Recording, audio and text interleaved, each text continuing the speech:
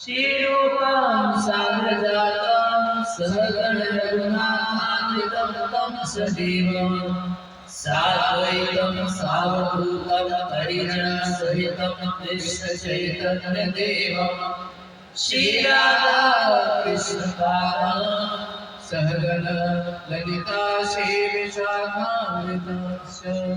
हे कृष्ण करुणा सिंधु दीनबंधो जगत्पते गोपेश गोपिका कांत राधाकांत नमोस्तुते तप्त कांचन गौरांगी राधे वृंदावनेश्वरी वृषभानुसुते देवी प्रणमामि हरिप्रिये वाञ्छाकल्पतरुभ्यश्च कृपा सिन्धुभ्येव च पतितानां पावनेभ्यो वैष्णवेभ्यो नमो नमः।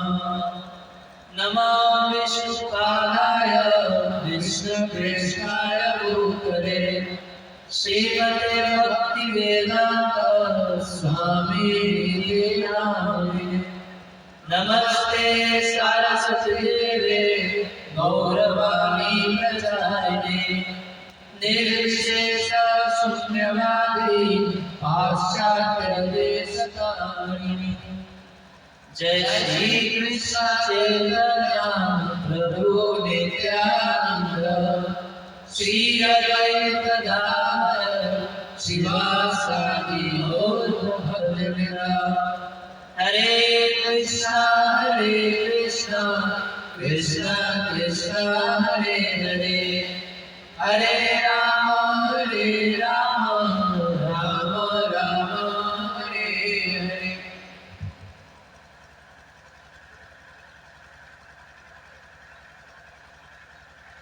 ओम नमो भगवते वासुदेवाय।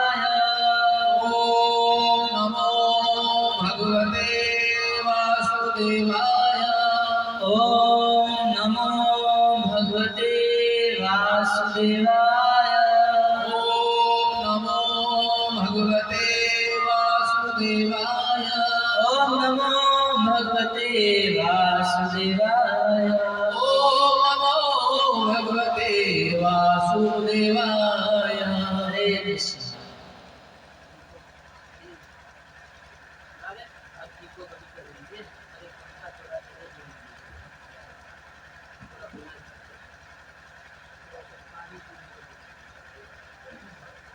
हरे कृष्ण।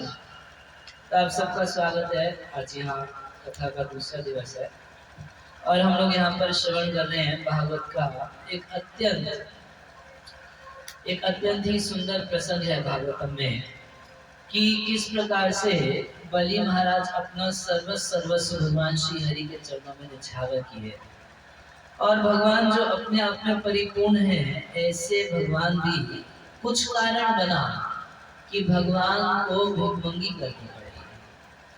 तो यही जिज्ञासा से हम लोग कल शुरू किए थे।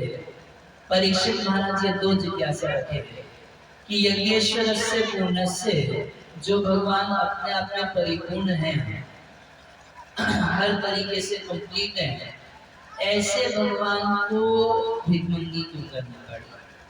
और दूसरा प्रश्न ये था कि जो चाहते थे मिल गया, फिर भी ऐसे निरपराध बलि को बंदी की बनानी। ये दो प्रश्न पूछे थे। तो उसी की भूमिका स्वरूप हम लोग समुद्र मंथन की लीला सुने थे और तब सुखदेव गोस्वामी वर्णन कर रहे थे कि किस प्रकार से देवासुर संग्राम में बलि महाराज और बाकी सारे असुर पराजित हुए और अपने प्राणों से भी हाथ धो बैठे। सारे असुर मिलके बलि महाराज के शरीर के टुकड़ों को वापस लेके आए। कहाँ लेके आए? शुक्राचार्य जी के पास। और शुक्राचार्य जी संजीवनी विद्या से, मृत संजीवनी विद्या से मरे हुए बलि को वापस जिला दिए, जीवित कर दिए। अब मरे हुए बलि वापस जीवित हुए तो सर्वात्मा तानभज भृगुन बलि शिष्य महात्मा अर्थ निवेदन अपना समस्त सब कुछ लगा के वो महात्मा बलि महाराज अपने गुरु शुक्राचार्य की और अनेक भृगुवंशी ब्राह्मणों की सेवा करने लगे। क्या क्या लगा के, तो जो कुछ है सब कुछ। उनके मन में एक ही बात थी कि आज मैं जीवित हूँ तो इन गुरु की कृपा से, शुक्राचार्य मेरे को वापस जीवित किए। तो अब जो कुछ है हमारे पास, जो धन है, शरीर है, सगे संबंधी है, जो पद पोजीशन है, सब कुछ मिला के मैं अपने गुरु की ही सेवा में लगा था। तो इस तरीके से बहुत सेवा करने लगे। उधर देवता लोग तो भोगों में लग गए, वो तो एंजॉयमेंट में लग गए। क्यों? स्वर्ग का राज्य मिला, अमृत पीने को मिला, असुरों का वध कर दिए, तो अब क्या है? अब तो कोई शत्रु नहीं है, केवल दिन रात आनंद मनाना है और क्या करना है।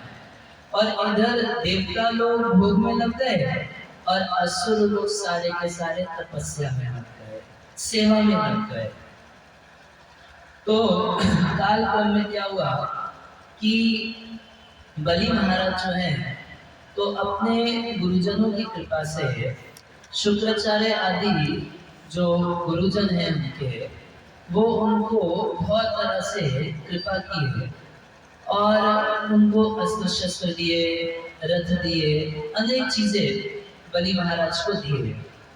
और इस तरीके से बलि महाराज कहीं ना कहीं उनको भी इच्छा थी स्वर्ग प्राप्त करने की। देखिए ये इच्छा जो है जीव में बनी ही रहती है। सोचिए अमृत की इच्छा थी, अमृत मिला? नहीं मिला। प्राण भी हाथ से धो न बैठा, हाथ से प्राण भी गया, फिर वापस जीवित हो गए, फिर इच्छा है क्या? स्वर्ग पाएंगे। अभी सोचिए हॉस्पिटल में कितना दिन रह के बलि महाराज आए होंगे, वो एकदम मृत्यु को निकट से देखे नहीं थे, मर ही गए थे, अशुभी, अब प्राण उनका चला ही गया था। ऐसा होता है कभी कभी कोई व्यक्ति बहुत बीमार पड़ जाता है, 10 दिन 12 दिन आईसीयू में भर्ती रहता है और बड़ा बीमार हो गया था, मृत्यु को बड़े निकट से देखता है और देखा जाता है वापस घर आने के बाद 10 दिन 20 दिन बड़ा विराग्य रहता है, भाई किसी भी दिन जाना पड़ेगा, मगर उसके बाद ज्यों करते हो जाता है।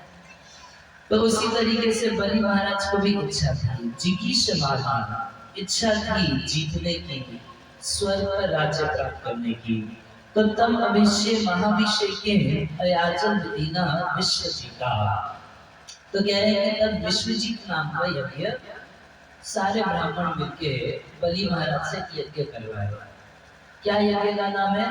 विश्वजीत। उससे पूरे विश्व पर विजय प्राप्त की जा सकती है, ऐसा यज्ञ है। मगर स्वर्ग जीता नहीं जा सकता, स्वर्ग का कब्जा मिल जाता है विश्वजीत यज्ञ से। स्वर्ग का गति मिलेगा 100 अश्वमेध यज्ञ करने से। तो उतना तो टाइम है नहीं कि 100 अश्वमेध यज्ञ करें।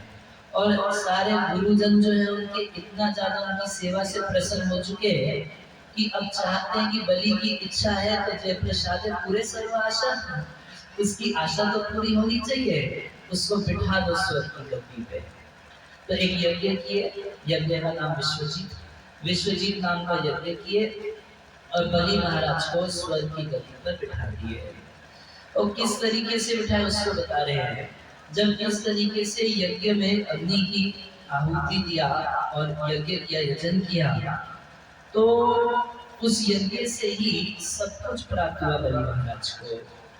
धनुष बाण मिला और उसके अलावा कैसे धनुष बाण मिला, और एक मतलब उसका जो कर्कश था, कर्कश कभी खाली नहीं होता, ऐसा बाण था कि बाण छोड़ेंगे घूम फिर के वापस उनके कर्कश में आ जाएगा, वो कभी खाली होने वाला नहीं था, अरिक्तम। और इस तरीके से दोनों दो कर्कश थे उनके पास, दिव्यम कवचम च, और शुक्राचार्य आदि उनको दिव्य कवच दिए। कवच समझते हैं ना, वो बुलेट प्रूफ जैकेट। आजकल जो बुलेट प्रूफ जैकेट या बुलेट प्रूफ गाड़ी होती है, तो ऐसा नहीं कि आजकल ही होती है, वो पहले से रही है। पहले जब युद्ध हुआ करता था तो सभी सैनिक कवच धारण किया करते थे। वो कवच ऐसा होता था कि हजारों हजारों बाण लगने पर भी जल्दी टूटेगा नहीं, तो कवच धारण किए। और पितामह तस्य अमलान पुष्प माला दरोच, और पितामह पितामह कौन है बलि महाराज के, दादा कौन है बलि का? हम लोग तो सब फिल्म स्टार्स का नाम जानते हैं, नेता का नाम जानते हैं, और ये सब कौन जानेगा? हमारी भारतीय संस्कृति है, वैदिक संस्कृति है, मगर आजकल के बच्चे, जवान, बूढ़े कोई भी नहीं जानता। सब लोग इससे दूर रहने की कोशिश करते हैं। बलि महाराज के पिता थे विरोचन, और विरोचन के पिता प्रहलाद महाराज, भक्त शिरोमणि, भक्तों में सर्वोच्च प्रहलाद महाराज है। तो प्रहलाद महाराज एक ऐसी पुष्पमाला पहनाए बलि को जो कभी मुरझाने वाली नहीं थी, सूखने वाली नहीं थी, कितना दिन पुरानी हो जाए उसमें से सुगंध जाने वाली नहीं थी। ऐसी अमरान पुष्पा मालम ददोचो, माला क्यों पहनाए? आशीर्वाद दिए कि विजय हो, तुम्हारी जीत हो, तुम देवताओं पर विजय प्राप्त करो। और शुक्र जल जम, शुक्राचार्य उनको जल जम, जल में जो जन्म लेता है शंख प्रदान किए। एवं विप्र अर्जितः योधन अर्थ, इस तरीके से युद्ध की जितनी भी सामग्री थी विप्र अर्जित, ब्राह्मणों के द्वारा बलि महाराज प्राप्त किए। देखिए पहले जो अस्त्र शस्त्र होते थे वो बहुत तपस्या करके ब्राह्मण लोग बनाया करते थे, इसलिए उन शस्त्रों का एक विशेषता होता है कि आप जिस किसी व्यक्ति की तरफ उसको फेंकेंगे वो उसी को जाके मारेगा। जैसे आज की डेट में न्यूक्लियर बॉम्ब है, तो न्यूक्लियर बॉम्ब कैसे है कि आप कहीं जाके फेंक दीजिए, सबको मारेगा। वो आदमी मारेगा, औरत मारेगा, बच्चा मारेगा, शहर को डुबा देगा, सब कुछ नष्ट करेगा। मगर ऋषि मुनि जो अस्त्र शस्त्र बनाते थे वो सतोगुण में बनाते थे, तो वो जिसके निमित्त आप छोड़ेंगे जाके सीधे उसी को पकड़ता था, ना इधर ना उधर, किसी दूसरे को नहीं, जिसके लिए छोड़ा एकदम वहीं जाके पड़ेगा। तो इस तरीके से ऋषि मुनि ब्राह्मण लोग बलि महाराज को अस्त्र शस्त्र दिए, युद्ध के लिए जितना सामान था सब दिए। ते स्वस्ति न कल्पता, उसके बाद स्वस्ति वाचन किए, एक एक उनके अंग को छू छू के जैसे मंत्रों का न्यास किया जाता है, कवच, मंत्रों का भी कवच बनता है। हम लोग तो बस यही जानते हैं कि वो लोहे का कवच बन सकता है या कोई जैकेट बनाई जा सकती है, मंत्रों के भी कवच होते हैं। अगर आप भागवतम पढ़ेंगे तो छठे स्कंद में नारायण कवच होता है, नरसिंह कवच की प्राप्ति होती है। तो ये जो कवच होते हैं, ये कवच हमारे इर्द गिर्द एक ऐसा ऑरा बना देते हैं, एक ऐसा वाइब्रेशन तैयार कर देते हैं कि फिर कोई नेगेटिव एनर्जी नहीं आ सकती है। ये मंत्रों का कवच होता है, मंत्रों की औषधि भी होती है, ऐसे मंत्रों का कवच भी होते हैं। तो स्वस्त्याना कल्पतः अतः तब वो बलि विप्रान प्रदक्षिणी करते हैं, ब्राह्मणों के द्वारा ये सब प्राप्त करके बलि महाराज उन ब्राह्मणों की पूजा किए। पूजा में क्या, सबसे पहले उन ब्राह्मणों को नमस्कार किए और उनकी परिक्रमा की, शुक्राचार्य आदि सभी ब्राह्मणों की परिक्रमा किए और कृतः प्रणाम, तब अपना माथा जमीन में लगा के एकदम विधिवत प्रणाम किए। ऐसा नहीं कि हम तो राजा हैं, बहुत बड़े मंत्री हैं, तो ऐसे।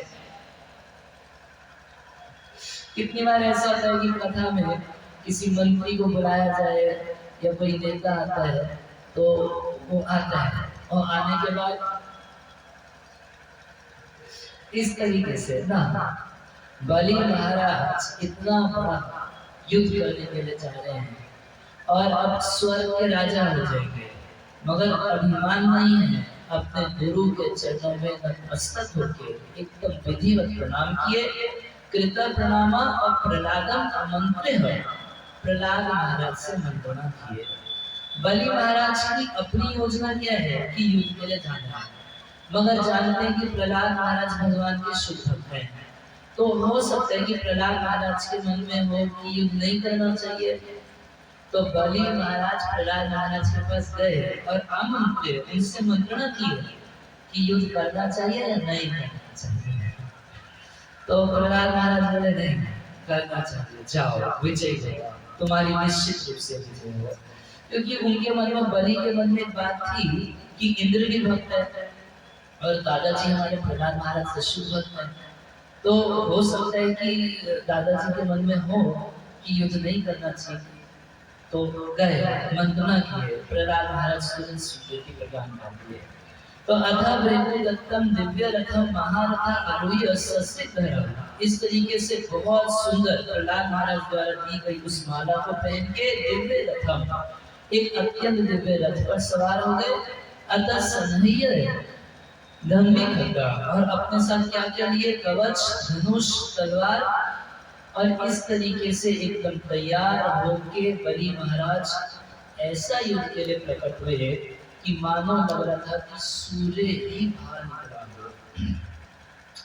और ऐसा तेज, ऐसा पराक्रम, ऐसी उनकी मानसिकता, किसी से कोई भय नहीं, शत्रु का कोई भय नहीं, किसी से कोई भय नहीं।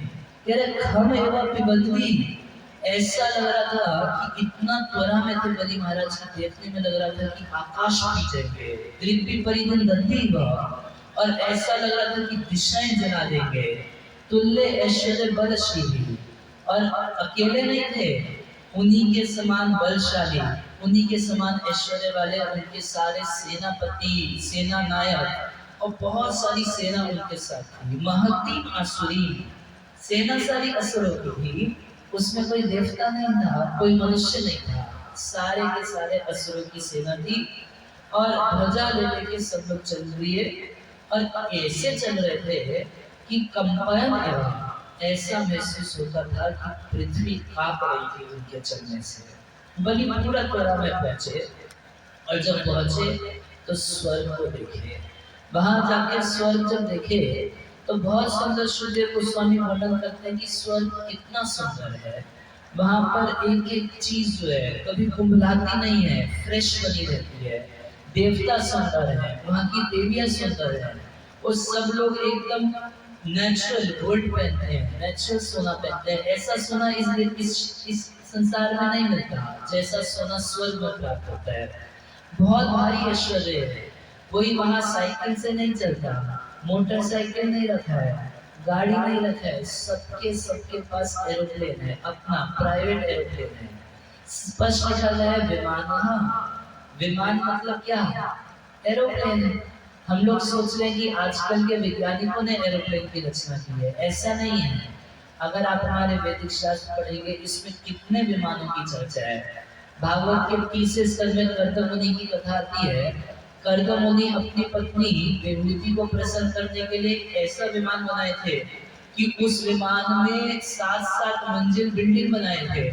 उसके अलावा उसमें नदियां थी, उसमें झरने थे, उसमें पर्वत थे, उसमें मार्केट था, सब कुछ उस विमान के अंदर था। आज तक कोई वैज्ञानिक ऐसा विमान तो नहीं बना पाया ना, जिसमें झरने लगा रखे हो, नदियां फिट कर रखी हो। आप अगर आज की डेट में किसी विमान से जाएंगे तो पानी की बोतल लेके नहीं जाने देते हैं, उससे उनको खतरा है। मगर कर्दम मुनि ऐसा विमान तैयार किए थे जिसमें झरने लगे थे, नदियां थी, सब कुछ था। स्वर्ग के सभी लोगों के पास बहुत सुंदर ये सब फैसिलिटी रहती है, विमान रहता है। एक तो नहीं, हजारों करोड़ों, लिखा गया निर्बुद्धि विमान युगम। निर्बुद्ध मतलब कि करोड़ों करोड़, 10 करोड़ से कम नहीं, 10 करोड़ से ज्यादा विमान स्वर्ग में है। बहुत सुंदर वहाँ की देवियां हैं, और बहुत सुंदर बिछाना, बहुत सुंदर सब, हर एक एक चीज जो है स्वर्ग की बहुत फर्स्ट क्लास है। अच्छा, इतना वर्णन करके मन तो कर जाएगा कि स्वर्ग जाए। आजकल कोई स्वर्ग जाना नहीं चाहता, ज्यादा से ज्यादा जाना चाहते हैं तो अमेरिका जाना चाहते हैं। किसी को ज्ञान ही नहीं है स्वर्ग के बारे में, सोचते हैं अमेरिका जाएंगे, वह डिज्नी वर्ल्ड देखेंगे, बस इतना ही जानकारी है। तो स्वर्ग का वर्णन करने के बाद अगर किसी को जाने की इच्छा है तो कह रहे हैं कि कुछ कुछ लोग वहां नहीं जा सकते, याद रखिए। यम अधर्मिष्ठा फलभूद्रोह श्रद्धा मानिना कामिना लुब्धा नाम रचती। कह रहे हैं कि जो अधार्मिक है, जो धर्म के रास्ते पे नहीं चलता, वो ऐसे स्वर्ग नहीं जा सकता। ऐसा नहीं है कि रावण की तरह हम सोचें कि एक सीढ़ी बना देंगे, धर्म करे या ना करे हम स्वर्ग चले जाएंगे, या ऐसा रॉकेट बना लेंगे जिस रॉकेट से हम स्वर्ग चले जाएंगे। और वहां जाके क्या देखेंगे, इन नेत्रों से देखेंगे तो बोलेंगे वहां कुछ नहीं था। एक वैज्ञानिक लोग बोलते हैं कि हम लोग चंद्रमा पर गए। अच्छा, चंद्रमा पर देखे तो क्या वहां पर देखे? बोले वहां हवा नहीं है, वहां केवल वैक्यूम है। और वहां हम लोग झंडा गाड़ के आ गए, और जो वीडियो बनाए उस वीडियो में वो झंडा ले रहा है। अब आप बताइए कि अगर हवा नहीं है तो झंडा कैसे ले रहा है? तो कहीं इधर उधर जाके वीडियो बना के झूठा बोल दिए कि हम चंद्रमा पर गए हैं। नहीं जा सकते। जो धर्मिष्ठा नहीं है, जो धर्म पालन नहीं करते, वो स्वर्ग नहीं जा सकते। जो खल है, दूसरों से द्वेष करने वाले हैं, शठ हैं, धोखा देने वाले हैं, मानी है, अपने में बहुत घमंड करने वाले हैं, और कामी है, इस संसार में बहुत सारी कामनाएं रखते हैं। बोले कि कामना रखते हैं एक और, कामना पूर्ति होने पर भी जो कामना चाह बनी रहती है, और चाहिए और चाहिए। जो लोभी है वो कभी स्वर्ग नहीं जा सकते। न व्रजंती एवे ही न यत् व्रजंती। और जो इस सबसे विहीन है, जिनमें ये सब नहीं है, अधर्म नहीं है, लोभ नहीं है, काम नहीं है, वही लोग स्वर्ग जा सकते हैं। मगर स्वर्ग का इतना सुंदर वर्णन करने के बाद एक दूसरी बात सुनाना चाहते हैं। क्या समझाना चाहते हैं कि कितना भोग, इतना ऐश्वर्य, इतनी सुख संपदा स्वर्ग में है इंद्र के पास, मगर एक सेकंड में स्वर्ग छोड़ के भागना पड़ेगा। सब कुछ यही धरा का धरा रह जाएगा, एक सेकंड में स्थिति पलट जाएगी। कभी कभी लोग सोचते हैं कि मरने पर ही स्थिति बदलती है, ऐसा नहीं है। जीवन में कई बार स्थितियां पलट जाती हैं। हम याद ना रखें या बस अब किसी तरीके से काम चलाते रहे, लाइफ में अप एंड डाउन तो आएगा ही। वो अच्छी बुद्धि है ये सोचना कि ऊपर नीचे होता है जीवन में, इसलिए सम रहना चाहिए। मगर समझना चाहिए कि ऊपर है तो कभी नीचे हो सकते हैं, कोई उसकी गारंटी नहीं है कि कब तक ऊपर रहेंगे। तो सारा वर्णन करने के बाद बता रहे हैं कि ऐसी देवधानी, ऐसे इंद्र के राज्य को बलि महाराज बाहर से घेर लिए, सारी सेना स्वर्ग के इर्द गिर्द फैला दिए, अभी स्वर्ग में प्रवेश नहीं किए। तो तब देवदानी वही समझदार अट्यम रुरुधे, और इस तरीके से जब सारी सेना स्वर्ग पर आक्रमण की, और आक्रमण करने में क्या किए, बलि महाराज स्वर्ग के इर्द गिर्द खड़े होकर शंख फूंक दिए, और ऐसा शंख फूके कि इंद्र योषिता भयं प्रयोजन, इतना भय हो गया कि स्वर्ग की स्त्रियां जो गर्भवती थी उनके गर्भ नहीं गिर गए। उस शोर को सुन के, शंख की ध्वनि को सुन के इंद्र एकदम छटपटा रहा सुन के। इस समय उसकी हिम्मत नहीं पड़ रही, इंद्र की हिम्मत नहीं पड़ रही कि बलि से युद्ध कर सके। तो उत्तम बले परमम उद्यम अभिप्रेत्य, जब बलि महाराज के इस उद्यम को इंद्र देखे तो भगवान सर्वदेवगणा, वो इंद्र समस्त देवताओं के साथ गुरु जी ने कहा, गुरु जी के पास गए। क्यों समस्या आ गई, बहुत बड़ी समस्या आ गई। इस समय उनको पता है कि बलि से युद्ध करना बहुत मुश्किल है, तो पहले बृहस्पति जी के पास गए। गुरु का मतलब स्पष्ट है, ऐसे गुरुवार बोलते भी हैं बृहस्पतिवार को, तो गुरु मतलब बृहस्पति जी। बृहस्पति जी के पास गए और हाँ एक उनके पास जाके इंद्र बोले, भगवान उद्यमोयान बलेन पूर्ववैरिणा, ये हमारा पूर्ववैरिणा, हमारा पूर्व का शत्रु, इसको तो हम मार दिए थे, ये जिंदा कैसे हो गया? पहला सवाल तो ये है। और दूसरा, केवल जीवित नहीं हुआ, पहले से बहुत ज्यादा पावर में है। भगवान उद्यम हुआ, ये इतना उद्यम में, इतना उत्साह में दिखाई दे रहा है कि ऐसा लग रहा है कि मुंह खोल के ऐसे ही हम लोगों को निकल जाएगा। क्या कारण है इसका?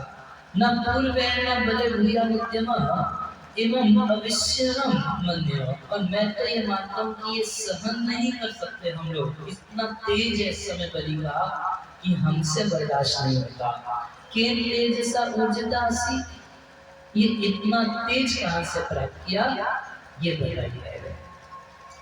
तो मुखे न इदम पिबत, मुख से ऐसा लगता पी जाएगा, दिशा दस लिहल, और ऐसे बलि महाराज कभी जीभ चाटते थे तो लगता था कि 10 दिशाएं उड़ा देंगे, दिशाओं को चाटता है, ऐसा लगता है। पश्चिम सुतमापि प्रतिगोटोनि अधीश्वरे, कह रहे हैं कि ऐसा इसका पराक्रम लगता है कि मुझे नहीं लगता कि इस समय बलि का सामना कोई दूसरा कर सकता है। दिव्य दिशा गहन एवं 10 दिशाओं में लगता है आग लगा देगा। ओ बहुत ज्यादा घबरा चुके इंद्र तब बोले एतस्य महरिपु मदरिपु, मेरे शत्रु का ये जो पराक्रम हो गया इस समय, उसका ओजः बल तेज कारण, उसका कारण हमको बताइए, इतना शक्तिशाली कैसे हो गया, कहाँ से इसको इतनी पावर आ गई है। तब गुरु जी बोलते हैं, थोड़ा हंसने लगे बृहस्पति जी, बोले जानामि भगवन् शत्रु उन्नते अस्य कारणम।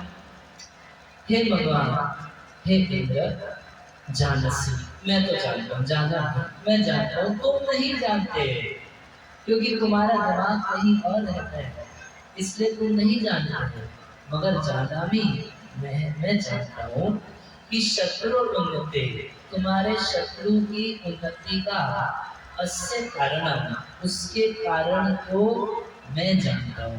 पूछो यहाँ तो बताइए ना क्या कारण है।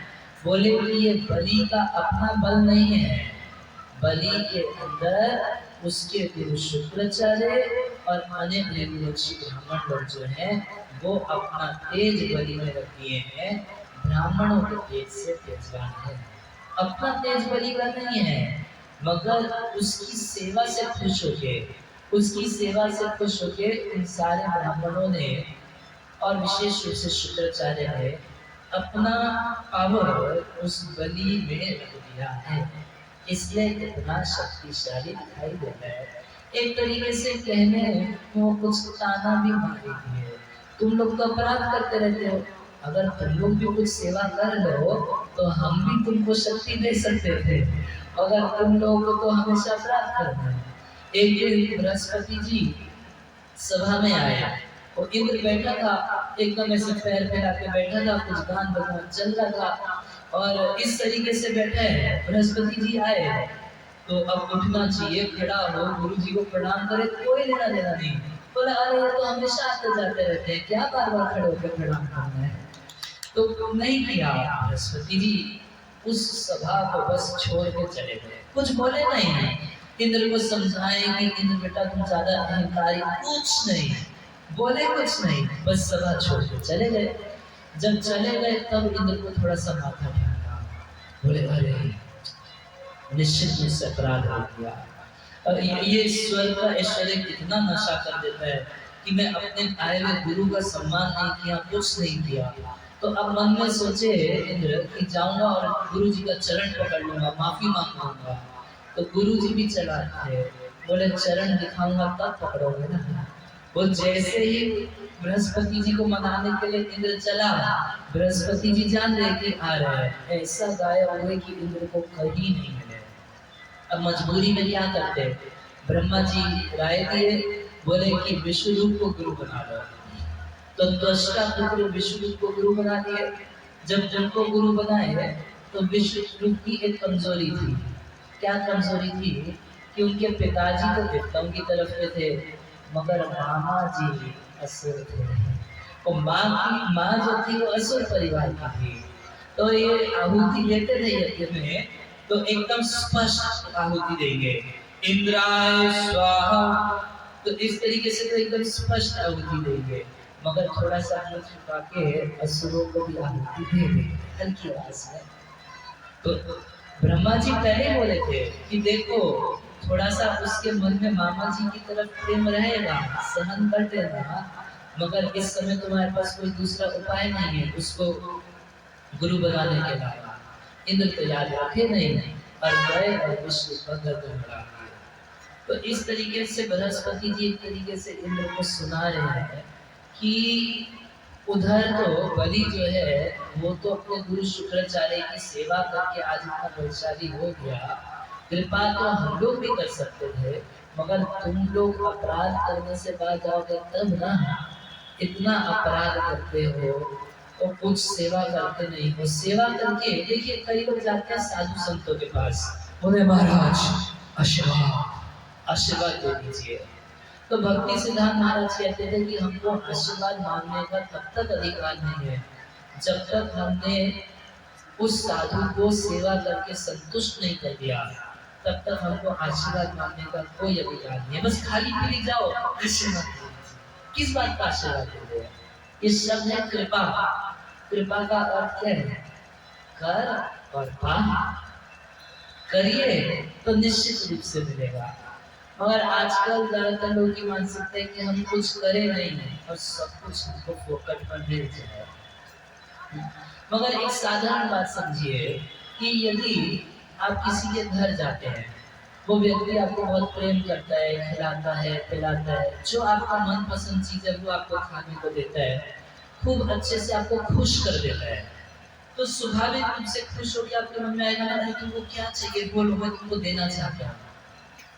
तो उसी प्रकार से हमें सेवा करना चाहिए। सेवा से यदि संतुष्ट हो गए तो आशीर्वाद मांगना नहीं पड़ेगा, अपने आप आशीर्वाद नीचे की तरफ बहता है। तो सेवा से संतुष्ट होकर दे दिए। तो इधर मधुवंत शत्रु से उन्नति कारण जाना भी मैं जानता हूँ। क्या कारण? ब्रह्मवादी भी भृगु भी शिष्या है तेज उभ्रता। उभ्रता मतलब संचिता, उस पे संचित कर दिया, एम्पावर कर दिया, उसके अंदर अपनी शक्ति को रख दिया। अब उस शक्ति से वो शक्तिमान दिखाई दे रहा है, उसका अपना तेज नहीं है, ये तो परंपरा का तेज है, ये गुरु का तेज है, वैष्णव का तेज है, इसमें इंद्र तुम कुछ भी नहीं कर पाओगे। साफ बोल रहे हैं, कह रहे ईश्वरम हरि वर्जित्वा भवद्विदा वापि भगवान। कह रहे भगवान हरि को छोड़ के एक जना छोड़ दो। कौन? भगवान। भगवान का भगवान है, वो एक ही ऐसे व्यक्ति है जो कभी हारते नहीं है। इस संसार में हर व्यक्ति को हार भी देखनी पड़ती है, जीत भी देखनी पड़ती है। हम में से कोई व्यक्ति ये नहीं कह सकता हम जीवन में केवल जीते हैं, कभी ना कभी सबको हारना पड़ता है, मगर एक जने को छोड़ के। वो कौन है? वह भगवान, उनको कभी नहीं हारना पड़ता। तो कह रहे ईश्वर हरि वर्जित्वा, एक भगवान हरि को छोड़ के भवत विधा तुम्हारे जैसे बापी भगवान या फिर तुम खुद इस समय कोई भी बलि का सामना नहीं कर सकता, कोई नहीं कर सकता, केवल एक जने को छोड़ के। कौन? वो है भगवान। कैसे नहीं कर सकता? यथा कृतंतस्य जनस्य पुरः, जैसे यमराज जी के सामने किसी की नहीं चलती, बिल्कुल वैसे ही इस समय बलि के सामने किसी की नहीं चल सकती। देखिए एक स्पष्ट कॉन्सेप्ट है कि मृत्यु के आगे किसी की नहीं चलती। जब किसी के मरने का समय आता है तो बड़े बड़े अपोलो एम्स के डॉक्टर नहीं बचा पाते, उनको भी बोलना पड़ता है सॉरी, नहीं बचा पाए। वो यमराज जी से कोई व्यक्ति नहीं बच सकता, चाहे धनी से धनी हो, बड़े से बड़ा राजा हो, सिकंदर हो चाहे अलेक्जेंडर हो, कोई क्यों ना हो, आज तक मृत्यु से कोई नहीं बचा। वो मरना ही पड़ता है, चाहे तो हिटलर है, कोई हो, किसी का नाम रख लीजिए। पहले कुछ नारे लगा करते थे 70 के आसपास कि जब तक सूरज चांद रहेगा इंदिरा तेरा नाम रहेगा। सूरज है, आजकल है, सूरज है और चांद है, चांद भी है, नाम है, इंदिरा का नाम किधर चला गया? तो इस संसार में सबको जाना पड़ता है, यमराज जी से कोई नहीं बच सकता। एक बार की बात, एक शिल्पकार था मूर्ति बनाने वाला, तो उसको खबर मिली कि यमराज जी उसको पकड़ने के लिए आ रहे हैं। तो क्या किया? बोला कि मैं यमराज को चकमा दूंगा। अपने जैसी 7 मूर्तियां बना लिया, एकदम सेम, आँख सेम, नाक सेम, होठ सेम, सब कुछ सेम बना दिया। अच्छा, जब उधर में यमराज जी आए तो सबके सब लेट गए, वो 7 मूर्ति और वो शिल्पकार सबके सब लाइन से लेट गए। तो इतना बढ़िया शिल्पकार था कि यमराज जी भी एक बार देख के दंग रह गए कि कौन असली है कौन नकली है। तो शिल्पकार ने समझ जाता है, देखा आज तो यमराज जी फंस गए, अब हमको नहीं ढूंढ पाएंगे, नहीं लेकर जा पाएंगे। मगर यमराज जी आप कितना बुद्धि लगा लो, यमराज आपसे ज्यादा बुद्धिमान है। यमराज जी क्या बोले, अरे अरे अरे अरे, ये इतना बड़ा शिल्पकार होके इतनी सी गलती कैसे कर दिया। तब तक शिल्पकार खड़ा हो गया, बोला क्या गलती कर दिया बताओ। बोला चलो तुम्हारा टाइम हो गया, चलो। उससे तो मूर्ति बनाई थी कि अब यमराज जी भ्रम में पड़ जाएंगे, हमको नहीं लेके जा पाएंगे। मगर यमराज को कोई चकमा नहीं दे सकता, वो ढूंढ निकालेंगे कहाँ छिप के बैठे हो। बिल्कुल उसी प्रकार से कह रहे हैं कि इस समय बलि के सामने कोई नहीं टिक सकता। स्थानों शक्तनः, किसी की शक्ति नहीं कि उसके सामने खड़ा हो। ओजस्वी नाम बलिम जेतो, बलि को जीतने का सामर्थ्य न अस्ति कश्चन, किसी के अंदर भी बलि को जीतने का सामर्थ्य नहीं है। तो इसीलिए करें क्या, ये बताइए प्रभु जी। इंद्र तुरंत जिज्ञासा किए, बोले तो मैं युद्ध करूं या ना करूं, क्या करूं बताइए। बोले बता तो रहे हो कि इस समय बलि के सामने कोई दूसरा खड़ा नहीं हो सकता, तो तुम किस खेत की मूली हो, तुम भी उसी में आते हो, नहीं खड़े हो पाओगे, नहीं जीत पाओगे उसको, अभी युद्ध करना ठीक नहीं है। अच्छा तो गुरुजी क्या करें, कहने तस्मात् विष्णुवम निलयम उत्सृज्य, इसीलिए घर छोड़ के भागो। अभी तुम लोग लड़ नहीं सकते हो, सबके सब यहाँ से भागो। जात शत्रु, बोले कब तक भागे, कब तक छिपेंगे, बोले जब तक यत्र शत्रु विपर्यय, जब तक शत्रु का समय पलटता नहीं। बोले काल अभी हमारे शत्रु के फेवर में है, इस समय उससे युद्ध नहीं कर सकते, मगर समय सबका बदलता है ना। हर एक कहावत है ना अंग्रेजी में, every dog has his day, हर कुत्ते का दिन आता है। तो इसी तरीके से तुम्हारा भी दिन आएगा, तो इंतजार करो, तब तक इंतजार करो। उससे यद शत्रु विपर्यय कालम प्रतीक्षतः, तब तक तुम प्रतीक्षा करो जब तक तुम्हारे शत्रुओं का समय पलटता नहीं है। तब तक क्या करें, कह रहे यूयम सर्वतः, तब तक तुम सब लोग स्वर्ग छोड़ के चले जाओ, कहीं छिप जाओ, कोई फायदा नहीं है बलि से युद्ध करने का। तब सब देवताओं के मन में क्वेश्चन था, नहीं कब तक, वो बोले ना जब तक, तो जब तक कब तक थोड़ा तो बताइए, 5 साल 10 साल 15 साल, कब तक हम लोग छिपके रहेंगे, कभी तो सामने आना पड़ेगा। बोले हाँ, एषा विप्रबलोदरा संप्रति ऊर्जित विक्रमा, तेषामेवापमानेन सानुबन्धो विनश्यति। कह रहे जिन ब्राह्मणों की, जिन गुरुजनों की कृपा से बलि आज इतना तेजस्वी है, जब उन्हीं गुरुजनों के प्रति अपराध करेगा, उनका अपमान करेगा, तो वो शक्ति खत्म हो जाएगी, तब मरेगा। उससे पहले कोई कुछ नहीं कर सकता। विप्रबल उदरकः संप्रति एष, जिन ब्राह्मणों के अथवा जिन गुरुजनों के बल से बलशाली है, उचित विक्रमा, जिनसे प्राप्ति इतना तेज प्राप्त किया है, तेषा एव, उन्हीं गुरुजनों के प्रति अपमान, जब अपमान करेगा तब स अनुबंध विनश्यति, तब अपने बंधुओं के साथ विनाश को प्राप्त करेगा। तब तक नहीं कर सकता जब तक उन्हीं गुरुजनों के प्रति अपराध न करे। और अपराध करने पर तो नारायण विद्या भी काम नहीं करती। इसी पीछे 6 स्कंद में इंद्र विश्व रूप से नारायण कवच प्राप्त किए थे। एक ऐसा कवच है जो धारण करके इंद्र अपने खोए हुए ऐश्वर्य को पुनः प्राप्त कर दिए, किसी को जीत सकते थे, कभी हार नहीं सकते थे। वृत्रासुर एक असुर था जो इंद्र को खा गया, इंद्र उनके पेट में चले गए मगर मरे नहीं।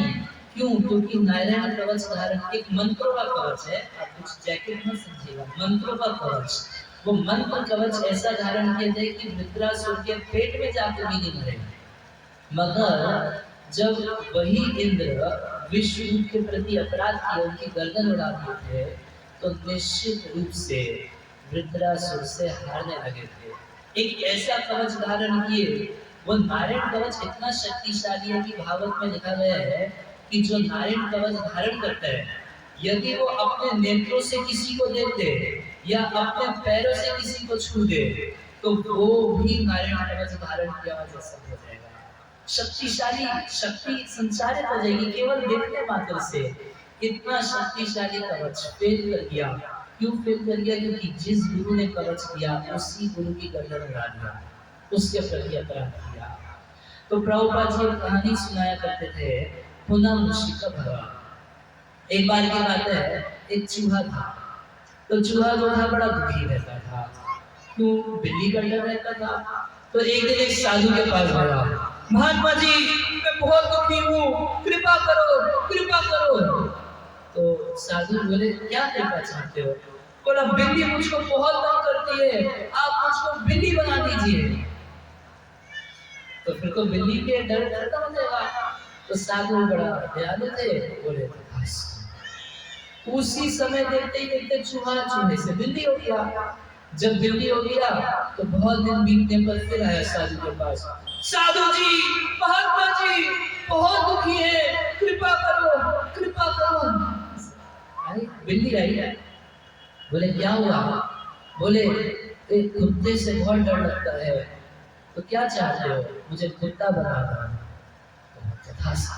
उसी समय कुत्ता बन गया। अब कुत्ता बन के चला गया। उसके बाद फिर भौंकते भौंकते बताया, साधु जी महात्मा जी बहुत दुख है, कृपा करो दया करो। तो महात्मा जी पूछे क्या हुआ? बोले शेर हमको बड़ा डरा के रखता है, क्या चाहते हो? हमको शेर बना दो। तो महात्मा जी आशीर्वाद देते, ठीक है शेर बन जाओ। जैसे ही शेर बना, मुंह खोल के वही खड़ा हो गया। क्या हुआ? बहुत भूख लगी है, मुझको खाएगा? हाँ आपको खाएगा। तो महात्मा जी हाथ ऐसे किए, बोले पुनः मुशिका भरा, वापस चूहा बन जाओ। तो शेर से वापस चूहा बन गया। तो जो महात्मा जी उस चूहे को शेर बनाए थे, वही महात्मा जी सामर्थ्य रखते हैं कि उसको वापस चूहा बना सकते हैं। तो यही चीज बोले बृहस्पति जी कि जिन गुरुजनों की कृपा से आज बलि इतना तेजस्वी हुआ है, जब उन गुरुजनों का अपमान करेगा तो स अनुबंध विनश्यति, तभी ये विनाश को प्राप्त करेगा। एक लौकिक रीति से कह रहे हैं, असल बात ऐसी नहीं है। असल बात तो ये है कि अपनी भक्ति के कारण बलि महाराज स्वर्ग के छोटे सुख को छोड़ के सूतल लोक के बहुत बड़े सुख को प्राप्त कर रहे हैं। असल बात तो ये है, और उसके पीछे कारण क्या? भगवान की भक्ति। तो एवं अनुदिष्टः गुरुना समुच्यतः, इस प्रकार से एकदम बढ़िया राय दिए गुरुजी। क्या राय दिए? अभी भाग जाओ, अभी यहाँ टिकने का फायदा नहीं है, बलि के सामने खड़े नहीं हो सकते, यहाँ से भाग जाओ। अर्चितते काम रूपिणः गीर्वाणं त्रिविष्टम हित्वा जगो। और इस तरीके से त्रिविष्टम जगो, वो त्रिविष्टम कहा जाता है स्वर्ग को। क्यों? क्योंकि तीनों लोगों की गद्दी है स्वर्ग में, वहां से कंट्रोल चलता है तीनों लोगों का, इसलिए उसको त्रिविष्टम कहा जाता है। तो उस त्रिविष्टम, उस गद्दी को इंद्र और बाकी सारे देवता छोड़ के भागे। अच्छा इतनी भी हिम्मत नहीं कि इंद्र इंद्र बन के रह जाए, लगता है कि बलि बहुत पिटाई करेगा, तो काम रूपिणः अपनी इच्छा के अनुसार कोई दूसरा रूप धारण करके कहीं कहीं छिप गए। देवताओं के पास ये शक्ति रहती है कि वो दूसरा कोई रूप धारण कर सकते हैं। तो इस तरीके से सारे के सारे देवता तो छिप गए, और उधर शुक्राचार्य बलि महाराज को स्वर्ग की गद्दी पर बैठा दिए। अच्छा गद्दी पर बैठ गए, स्वर्ग पर कब्जा तो हो गया, मगर स्वर्ग के अधिकारी नहीं हुए हैं, याद रखना चाहिए। देखिए जितना ये 33 करोड़ देवी देवता है, ये एक पोस्ट है, एक पोजीशन है। जैसे हम बोलते हैं इंद्र, चंद्र, वरुण, ये एक पोस्ट है। जैसे प्रधानमंत्री एक पोस्ट है ना, चीफ मिनिस्टर एक पोस्ट है। तो ऐसे अगर हम बोले, हमें बोलना होगा कि मोदी जी आ रहे हैं, तो हम बोल देंगे प्रधानमंत्री आ रहे हैं, एक ही बात नहीं ना। तो बोली में तो ऐसे निकलता है कि प्रधानमंत्री आ रहे हैं, मगर जो इस समय प्रधानमंत्री है वो आ रहे हैं। समझ रहे हैं बात को? तो है, उसका अलग नाम है, सब कुछ अलग है। तो जितना ये देवी देवता है वो सब एक पोस्ट है, भगवान पोस्ट नहीं है। कोई ऐसा नहीं हो सकता कि कोई व्यक्ति जाके भगवान बन जाए। मगर इंद्र आदि जितना देवी देवता है वो सब एक गति है, एक पोस्ट है। और वो इलेक्शन से नहीं बनते। कैसे बनते हैं? वो सिलेक्शन से बनते हैं। यहाँ तो हम लोग इलेक्ट करते हैं, 40-50 मूर्ख लोग मिलके एक मूर्ख नेता को इलेक्ट कर देते हैं। उनको खुद ही नहीं पता कि क्या क्या कॉम्प्लिकेशंस होती है, सरकार चलाने में क्या क्या जरूरत होती है, क्या नहीं। कुछ अपना लोभ से ग्रस्त है, कुछ अपनी अपनी योजनाएं सबके मन में, वो लोग मिलके अपने ही जैसा कोई कमोगुणी मूर्ख एक नेता को मंत्री बना लेते हैं। प्रभुपाद जी बोलते थे कि ये डेमोक्रेसी नहीं है, ये डीमन क्रेजी है। डेमोक्रेसी नहीं, डीमन क्रेजी, एकदम पागलपन है। और उसमें लोग जनता मिलके अपना नेता चुनते हैं और हर 5 साल में बदलना पड़ता है। मतलब 5 साल में अनुभव हो जाता है ना कि हमने गलत चुनाव किया, तब 5 साल बाद बदल के अच्छा चुनाव करना चाहते हैं। ये तो भगवान की कृपा है कि इस समय कुछ अच्छा चुनाव कर रखा है जनता ने, जो चले तो और 15-20 साल चले तो बहुत बढ़िया। मगर प्राय 5 साल में लोगों को अपना ओपिनियन में गड़बड़ महसूस होती है। तो देवता जो है ये इलेक्शन से नहीं बनते, सिलेक्शन से बनते हैं। भगवान जिस व्यक्ति को योग्य देखते हैं, ऐसे योग्य व्यक्ति को देवता का पोजीशन मिलता है।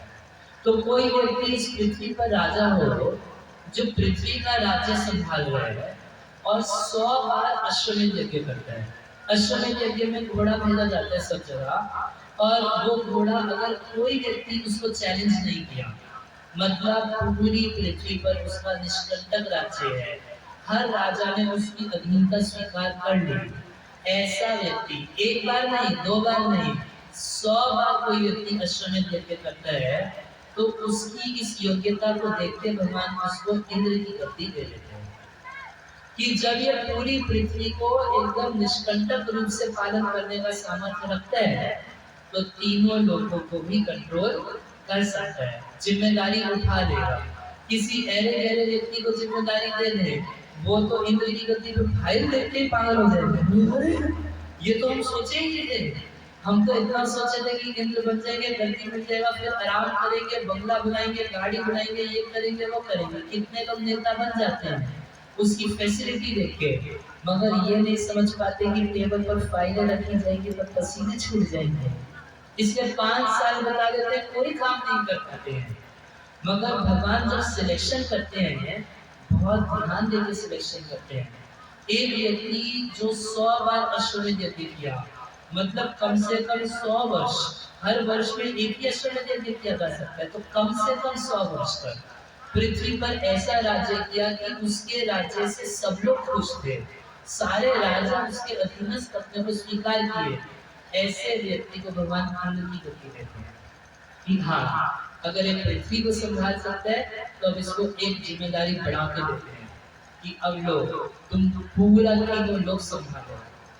और कोई व्यक्ति यदि 100 जन्मों का वर्ण आश्रम का ठीक से पालन करता है, ब्राह्मण, क्षत्रिय, वैश्य, शूद्र जो है पूरा अपने धर्म का बढ़िया पालन करे, एकदम 1% गलती ना करे, 1-2 जन्म नहीं, 100 जन्म, तो उसको ब्रह्मा जी का पद दिया जाता है। तो जितना देवता है एक भगवान को छोड़ के, ब्रह्मा, इंद्र, सूर्य, चंद्र आदि, ये सब एक पोस्ट है जो कभी कोई बन जाता है, कभी कोई बन जाता है, जो योग्य व्यक्ति है वो बन जाता है। मगर भगवान पोस्ट नहीं है।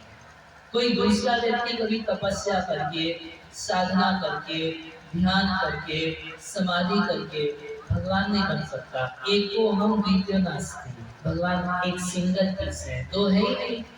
कभी कभी भगवान के ऐसे भक्त होते हैं जो भगवान से प्रार्थना करते हैं जैसे कृष्ण और सुतपा, तो भगवान के लिए बहुत कठोर 60,000 साल तपस्या की है, और तपस्या करके जब भगवान आ गए तो चाहते हैं क्या कि भगवान हमारे पुत्र बन जाए, मगर इतनी हिम्मत कैसे करने कि साक्षात भगवान हमारे पुत्र बन जाए। तो थोड़ा डर के बोलते हैं, क्या बोलते हैं कि आपके जैसा पुत्र हमको चाहिए। तो अब कोई भक्त ऐसी प्रार्थना कर दे कि आपके जैसा पुत्र हमको चाहिए, तो भगवान फेर में पड़ जाते हैं, अपना डुप्लीकेट कहाँ से लेके आए, वो चाह के भी दूसरा भगवान नहीं बना सकते। तो ऐसे भक्तों के पास भगवान को ही पुत्र के रूप में आना पड़ता है। इसलिए कई बार यशोदानंद के पास, वसुदेव देवकी के पास कृष्ण रूप से आ जाते हैं, और कौशल्या दशरथ के पास राम के रूप से आते हैं। वो प्रार्थना ये नहीं कहते कि आप पुत्र बन के आइए, प्रार्थना किए थे कि आपके जैसा पुत्र चाहिए, मगर भगवान के जैसा कोई दूसरा भगवान है ही नहीं, इसलिए उनको खुद ही आना पड़ जाता है। तो भगवान में कोई कंपटीशन नहीं है। इस तरीके से सारे के सारे जो देवता थे वो तो भाग गए, विश्वजीत यज्ञ करा के बलि को इंद्र की गद्दी पे तो बिठा दिए, मगर गति परमानेंट नहीं है। शुक्राचार्य जानते हैं कि यदि भगवान देख लिए, भगवान की तो जानकारी में है ही, भगवान जब कभी उसकी योग्यता देख के बलि को गद्दी पे से हटा देते हैं। तो गद्दी को परमानेंट कराने के लिए 100 अश्वमेध यज्ञ कराना शुरू किए कि 100 अश्वमेध यज्ञ जब इसके पूरे हो जाएंगे तो फिर इनकी गति परमानेंट हो जाएगी, नहीं तो सिर्फ कब्जा रहेगा। कब्जे का तो समझते हैं ना, कब्जा इसमें किसी पावर को लगा के खाली कराया जा सकता है, मगर प्रॉपर अधिकार दिलाना चाहते हैं। तो इस तरीके से यहाँ तो बलि आदि की कथा हुई, और अब सुखदेव गोस्वामी दूसरी तरफ चित्त को लेके जा रहा है। कहा कश्यप मुनि का आश्रम जहाँ माता अदिति रहती थी। एवं पुत्रेषु नष्टेषु देव माता अदिति सदा हिते त्रिविष्टपे दैत्ये पर्यतप्यद अनाथवत्। एवं पुत्रेषु नष्टेषु, इस तरीके से जब पुत्र नष्ट हो गए, नष्ट मतलब समझ रहे हैं यहाँ पे, नष्ट मतलब ये नहीं कि नष्ट ऐसे बोलते ना, हाय हाय मैं तो लुट गया, बर्बाद हो गया, नष्ट हो गया। नष्ट हो गया मतलब क्या, सारी धन संपत्ति चली गई, घर चला गया, परिवार इधर हो गया, तो बोलेंगे कि नष्ट हो गया। नष्ट मतलब मर नहीं गए। तो एवं पुत्रेषु नष्टेषु त्रिविष्टपे हिते दैत्य, और दैत्यों के द्वारा जब स्वर्ग छीन लिया गया और देवता कहीं दिखाई नहीं दे रहे, तो तदा देव माता अदिति, तब देवताओं की माता अदिति अनाथवत तब समझते हैं, तब मतलब ताप, गर्मी, पर्यतप्यता, अंदर बहुत आग लगी थी अपनी माता को, बहुत जल रही थी, बहुत दुख था, बहुत कष्ट, इतना ताप, इतनी ग्लानि, हाय हाय हमारे पुत्र नष्ट हो गए, कहाँ चले गए कोई खबर नहीं, हमारे पुत्रों का राज्य चला गया, क्या खाते होंगे, क्या पीते होंगे, कैसे रहते होंगे, बड़ा कष्ट है, बड़ा कष्ट है। इस तरीके से अदिति माता की स्थिति हो गई। अब तो हमको बचाने वाला कोई नहीं है, कह रहे अनाथवत, अपने को अनाथनी मानने लगी। अनाथ थी नहीं, हर व्यक्ति का एक नाथ है, वो नाथ कौन है, भगवान जगन्नाथ, जगन्नाथ स्वामी जी, वो सबके नाथ है। भगवान राम, भगवान कृष्ण सबका पालन पोषण करते हैं, चाहे किसी को पुत्र है या नहीं, किसी को पुत्री है या नहीं, पति है या नहीं, पत्नी है या नहीं, माता पिता है या नहीं, सबका पालन पोषण भगवान करते हैं। एक मनुष्य कितना खाता है, मनुष्य से कम 40 गुना ज्यादा हाथी खाता है। क्या भगवान हाथी को भूखा मारते हैं? हाथी कोई नौकरी नहीं करता, कोई जॉब नहीं करता, कोई बॉस नहीं बनाया, हमसे 40 गुना ज्यादा खाता है, जंगल में रहता है, वहां भी भगवान उसका पालन पोषण करते हैं। एक छोटा बच्चा जब जन्म लेता है तो माता पिता की व्यवस्था नहीं होती, दूध की व्यवस्था है भगवान की। भगवान जानते हैं ये भात अभी नहीं खा सकता, चबाना नहीं जानता, इसके पास दांत नहीं है, अभी केवल दूध पी के रह सकता है। माँ की व्यवस्था नहीं है, भगवान पहले से उसके लिए व्यवस्था करके रखते हैं। माँ के स्तनों में दूध की व्यवस्था, ये भगवान की व्यवस्था है। वो जगन्नाथ है, सबके नाथ है, सबका पालन पोषण करते हैं। और यदि किसी के पास सगे संबंधी नहीं है तो उसके सबसे बड़े सगे संबंधी भगवान हैं। कभी कभी लोग बहुत दुखी हो जाते हैं। अभी हम लोग कटिहार में कथा कर रहे थे, तो वहाँ एक वृद्ध व्यक्ति हमारे पास आया, बोला प्रभु जी मेरा बेटा बाहर रहता है। मैं को बाहर कहाँ रहता है? बोला कि दिल्ली या लुधियाना, कुछ नाम ले रहा था, लुधियाना नहीं बोल रहा, बोला वहाँ रहता है। मैं कहा अच्छा, मैं तो कुछ खर्चा पानी भेजता है। अरे क्या बताएं प्रभु जी, हम उसको फोन करते हैं तो फोन भी नहीं उठाता है, दो दो तीन तीन महीने हमसे बात नहीं करना चाहता है। बड़ा दुखी था बेचारा। मैं उसको समझाया कि देखो, आज से भगवान को पुत्र मान लो, इनसे तुमको कभी कोई नुकसान नहीं होगा और कभी तुमको ऐसा महसूस नहीं होगा कि हमको केयर नहीं करते। तो उस दिन तो उसको समझ में नहीं आया। जिस दिन हम लोग कथा करके वापस आ रहे थे, तो एकदम अंतिम दिन कथा के विराम दिवस में एक प्रश्न पूछ दिया गया। उसके मन में बहुत समय से चल रहा था, समझाने पर भी नहीं समझा था। तो प्रश्न पूछ दिया वही बात कि पुत्र जो है यदि ना सुनता हो, कभी बात ना करता हो, ये हो, तो जीवन में कितना बड़ा दुख है, क्या समझेंगे, कैसे समझेंगे। तो अब तो सबको समझाना था एक साथ। तो यमराज जी के दूत यमदूत जो है, वो अपने प्रवचन में बात बोले। वो कह रहे हैं कि वर्तमान स्थिति को देखकर कोई भूत और भविष्य दोनों का अंदाज लगा सकता है। जैसे इस समय अगर आप समझ रहे हैं कि मार्च का महीना, तो इसमें मौसम ऐसा रहता है, तो अगले साल भी तकरीबन मार्च में ऐसे ही मौसम मिलेगा ना। उसके अगले साल भी मार्च में थोड़ा 19-20 हो सकता है, मगर तकरीबन मौसम ऐसे रहेगा। बारिश जैसी आपकी 2018 में हुई, वैसे ही अगले साल भी उम्मीद लगा के चलती है, बाढ़ आएगी तो आएगी, नहीं आएगी, समझ रहे हैं। एक अंदाज लग जाता है कि हर साल वैसा ही होगा। उसी प्रकार से वर्तमान को देख के भूतकाल और भविष्यकाल दोनों का अनुमान लग जाता है। तो जो बेटा आज दुख दे रहा है, निश्चित रूप से पिछले जन्म में ये आपका शत्रु रहा।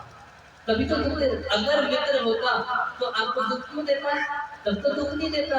अगर पुत्र होता तो सुख देता, मगर पुत्र नहीं है। पुत्र के रूप में आपका शत्रु ही जन्म लिया है, तभी आपको दुख दे रहा है। वो दुख दे रहा है, इससे अनुमान लगा लीजिए कि पिछले जन्म में ये हमारा शत्रु था, इससे कुछ लेना देना बाकी बचा था, इस बार पुत्र का रूप बना के आया है, सारी लेनी देनी पूरी कर है। इसलिए अब ज्यादा डरिए मत, ज्यादा घबराइए मत, ज्यादा झगड़ा मत कीजिए। अपना कर्म का प्रारंभ मान के उसी पुत्र को बर्दाश्त कर लीजिए, भगवान का भजन कीजिए। ये मत सोचिए क्या हो गया क्या हो गया, अब ये सोचिए कि अब आगे क्या करना है। भजन करिए, भगवान के धाम जाइए, ये पुत्र पुत्री का सब लफड़ा ही खत्म कीजिए। तो वास्तव में सब कोई व्यक्ति अनाथ नहीं है, सबके एक नाथ है। कौन नाथ है? भगवान जगन्नाथ। उनका एक नाम है, कृष्ण का एक नाम ही है, एक नाथ। एक नाथ भगवान। भगवान एकमात्र सत्य स्वामी है, एकमात्र स्वामी सखा हमारे, हे नाथ नारायण वासुदेव। एकमात्र वही स्वामी है।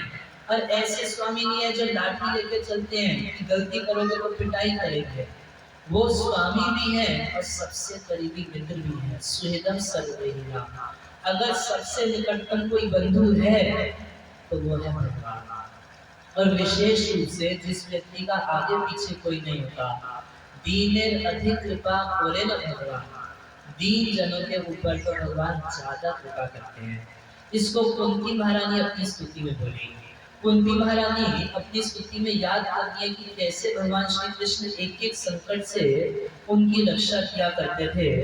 तो कहते कहते कुंती महारानी कहली कि हे कृष्ण, आप अपनी माँ देवकी की भी रक्षा किए, मगर उससे ज्यादा आप मेरी रक्षा किया करते थे। अरे बहुत चीर काल में आप देवकी की रक्षा किए। यथा ऋषि के फलेन देवकी कंसेन रुधा की चिरम सुचातुका। सुचिराम यानी बहुत साल देवकी कंस के कारागार में पड़ी रही, उसको 6 संतान मरी, 7वीं किधर चली गई कोई पता नहीं, 8वें भगवान हुए वे गोकुल आ गए। उसके बाद 11 साल तक भगवान गोकुल में महावन में ब्रज में रहे, वृंदावन में रहे, मगर देवकी और वसुदेव कष्ट पाते हैं अपने माता पिता भगवान के, वो कष्ट में जीत रहे। अति चिरम देवकी की रक्षा किए कब? जब भगवान 11 वर्ष ब्रज में लीला कर दिए, उसके बाद मथुरा जाके देवकी की रक्षा किए, वसुदेव की रक्षा किए। कह रही है कुंती महारानी, यथा ऋषिकेश खले न देवकी, उस खल फल से जैसे आप देवकी की रक्षा किए, अति चिरम बहुत साल बाद रक्षा किए, वैसे मेरे साथ नहीं की है। विमोचिताहं च सहात मजा विभो, हे सर्वशक्तिमान, आप चाहते तो उसकी भी सब समय रक्षा कर सकते थे, मगर मेरे ऊपर आपकी स्पेशल कृपा है। विमोचिताहं, आप मेरे को विमोचित, मुझको हर संकट से बचाए। देवकी की अकेले रक्षा किए, उसके पुत्रों की रक्षा नहीं की है, मगर मेरी रक्षा आप मेरे पुत्रों के साथ हमेशा की है। भगवान पूछे तुम क्या सोचती हो, इसका क्या कारण होगा? कह रहे तो ये बनाते दुर्ग विपद करना, क्योंकि मेरा और दूसरा कोई नाथ, कोई आश्रय नहीं, केवल आप ही मेरे अपने हैं। वो देवकी के पास में उनके पति वसुदेव थे, इसलिए उनकी बहुत साल बाद रक्षा किए, मगर आप ये जानते कि पांडव महाराज जिंदा नहीं है, आप मेरी और मेरे पुत्रों की बार बार हर विपत्ति से रक्षा किए। तो जिसका कोई नहीं है उसके तो विशेष रूप से भगवान नाथ है। दीन अधिक कृपा करे ना भगवान, दीन जनों पे बहुत कृपा करते हैं भगवान, मगर अदिति अपने आप को बेवजह अनाथ मान रही है।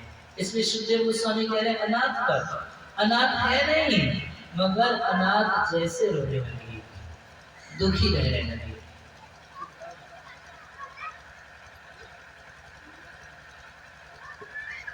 तो ये आपको एक भजन सुनाएंगे।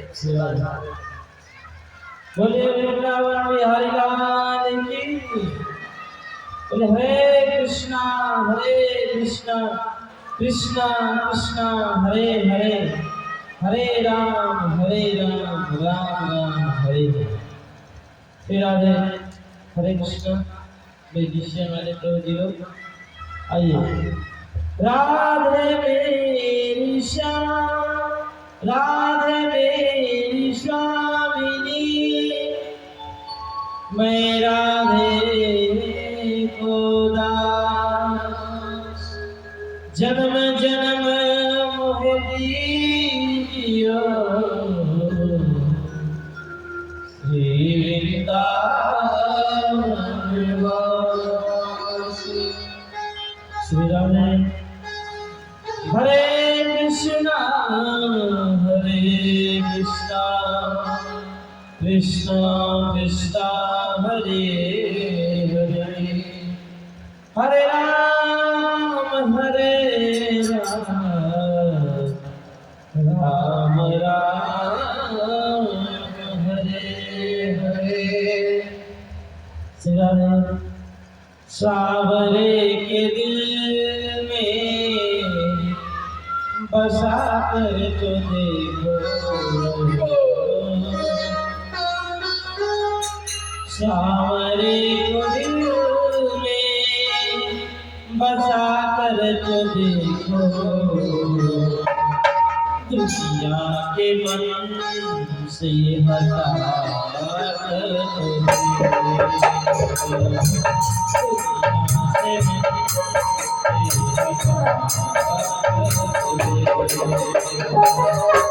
सावरे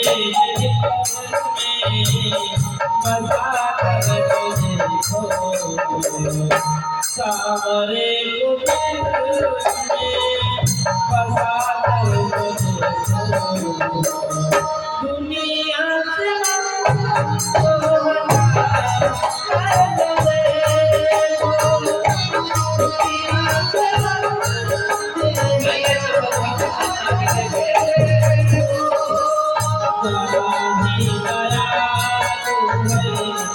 बाके बिहारी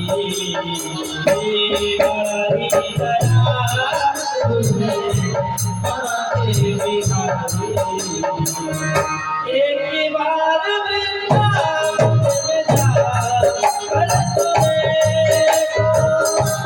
एक बार वृंदावन में जा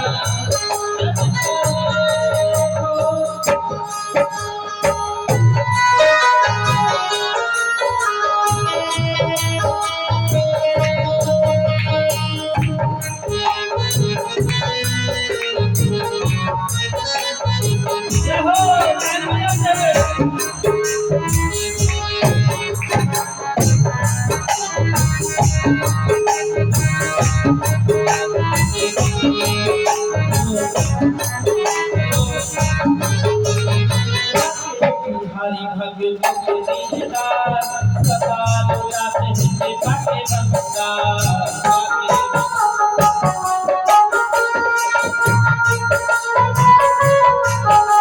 ओ बाटे हरि भगत दीनदार सदा दुलाते हिंदे बाटे बंदा ओ बाटे हरि भगत दीनदार सदा दुलाते हिंदे बाटे बंदा मीरा के जय से गिरधर पाया मीरा के जय से गिरधर पाया प्याला जहर दिया अमृत बनाया प्याला जहर दिया अमृत बनाया मीरा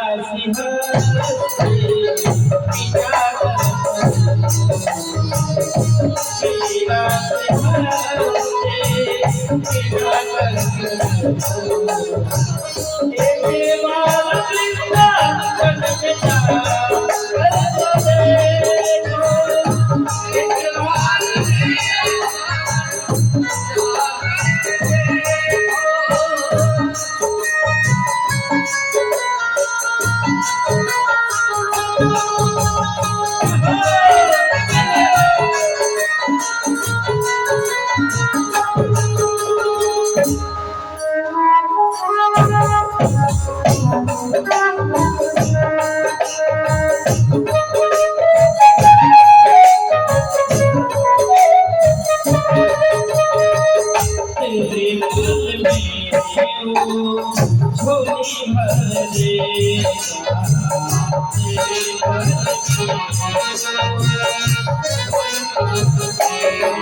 भगवान से जो शरणागति हो जाता है उसको भगवान हर एक मनोकामना पूर्ण कर देते हैं। अगर वो धन चाहता है पुत्र चाहता है जो चाहता है वो भगवान को कर देते हैं। मान लो एक बार भगवान का शरणागति होगी भगवान के भजन में तेरे पर झोली भर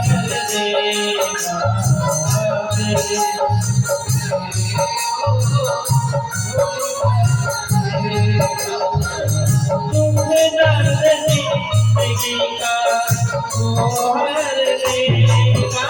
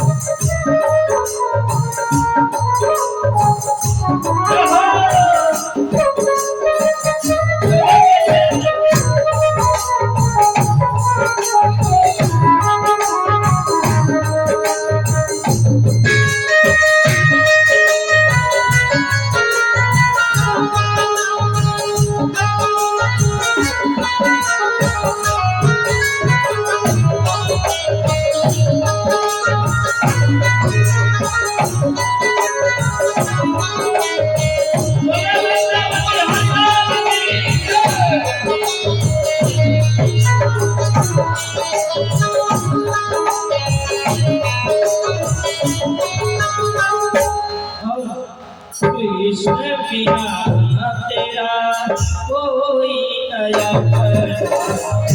कृष्ण बिना तेरा कोई नया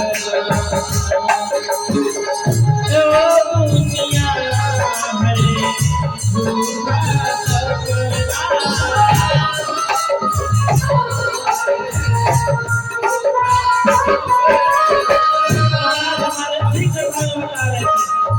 हमारे श्रेष्ठ भगवान है, हमारे असली मित्र हैं, असली पति है तो कृष्ण है, इनके सिवा कोई नहीं है।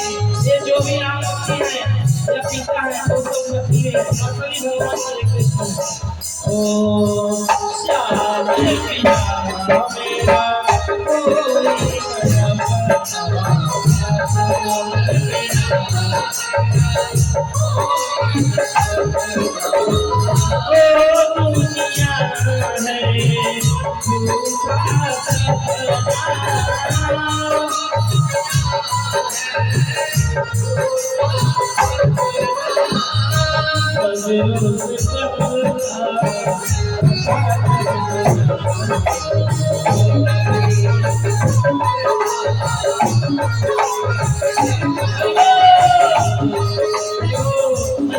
झूठा ये जो हमारे पर्दा है नजर के सामने, ये पर्दा को भगवान के सामने लाएंगे तो पर्दा हट जाएगा।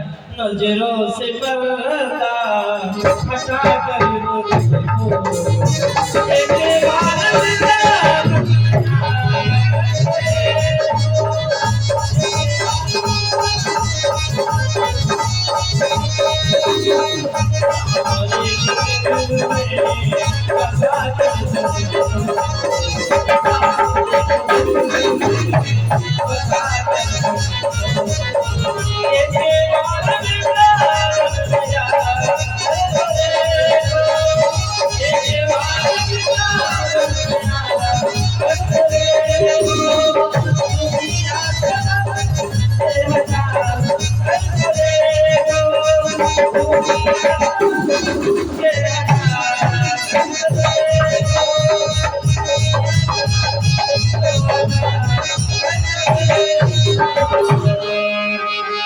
बोले वृंदावन बिहारी लाल की जय।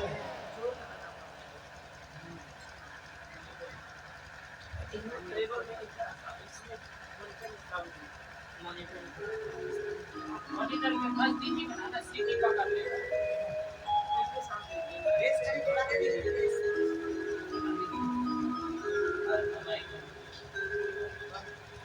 हरे कृष्णा कृष्णा कृष्णा हरे हरे, हरे राम राम राम हरे हरे। तो एक दिन की बात है कि कश्यप मुनि अदिति के जो पति हैं, तो कश्यप मुनि बहुत साल से समाधि में रहा करते थे और एक दिन समाधि से निकल के आए अदिति के आश्रम पर। अच्छा, आश्रम में जब आए तो क्या देखिए, निरानंदम निरुत्सवम, वहां कोई आनंद दिखाई नहीं दे रहा, कोई उत्सव जैसा दिखाई नहीं दे रहा। देखिए, दो शब्द शास्त्र में मिलते हैं, एक को गृहस्थ आश्रम बोलते हैं और एक को गृह मेधी बोलते हैं। एक गृह मेधी, मेधी मतलब बुद्धि, जिसकी बुद्धि हमेशा घर में फैसिलिटी जुगाड़ करना, कुछ कंफर्ट बनाना, घर को सुधारना, ये करना, घर बनाना, इसी में लगी रहती है, उसको गृह मेधी बोलते हैं। मगर जो व्यक्ति घर में रहता है, गृहस्थी किया है, पत्नी है, बच्चे हैं, ऑफिस दुकान मकान सब कुछ है, मगर बुद्धि क्या है कि भगवान को पालना है, भगवान में चित्त को लगाना है, बाकी सब काम व्यवहार कर लेंगे, मगर जीवन का उद्देश्य है भगवत प्राप्ति। तो ऐसे घर गृहस्थी को ही गृहस्थ कहा जाता है, गृह आश्रम कहा जाता है।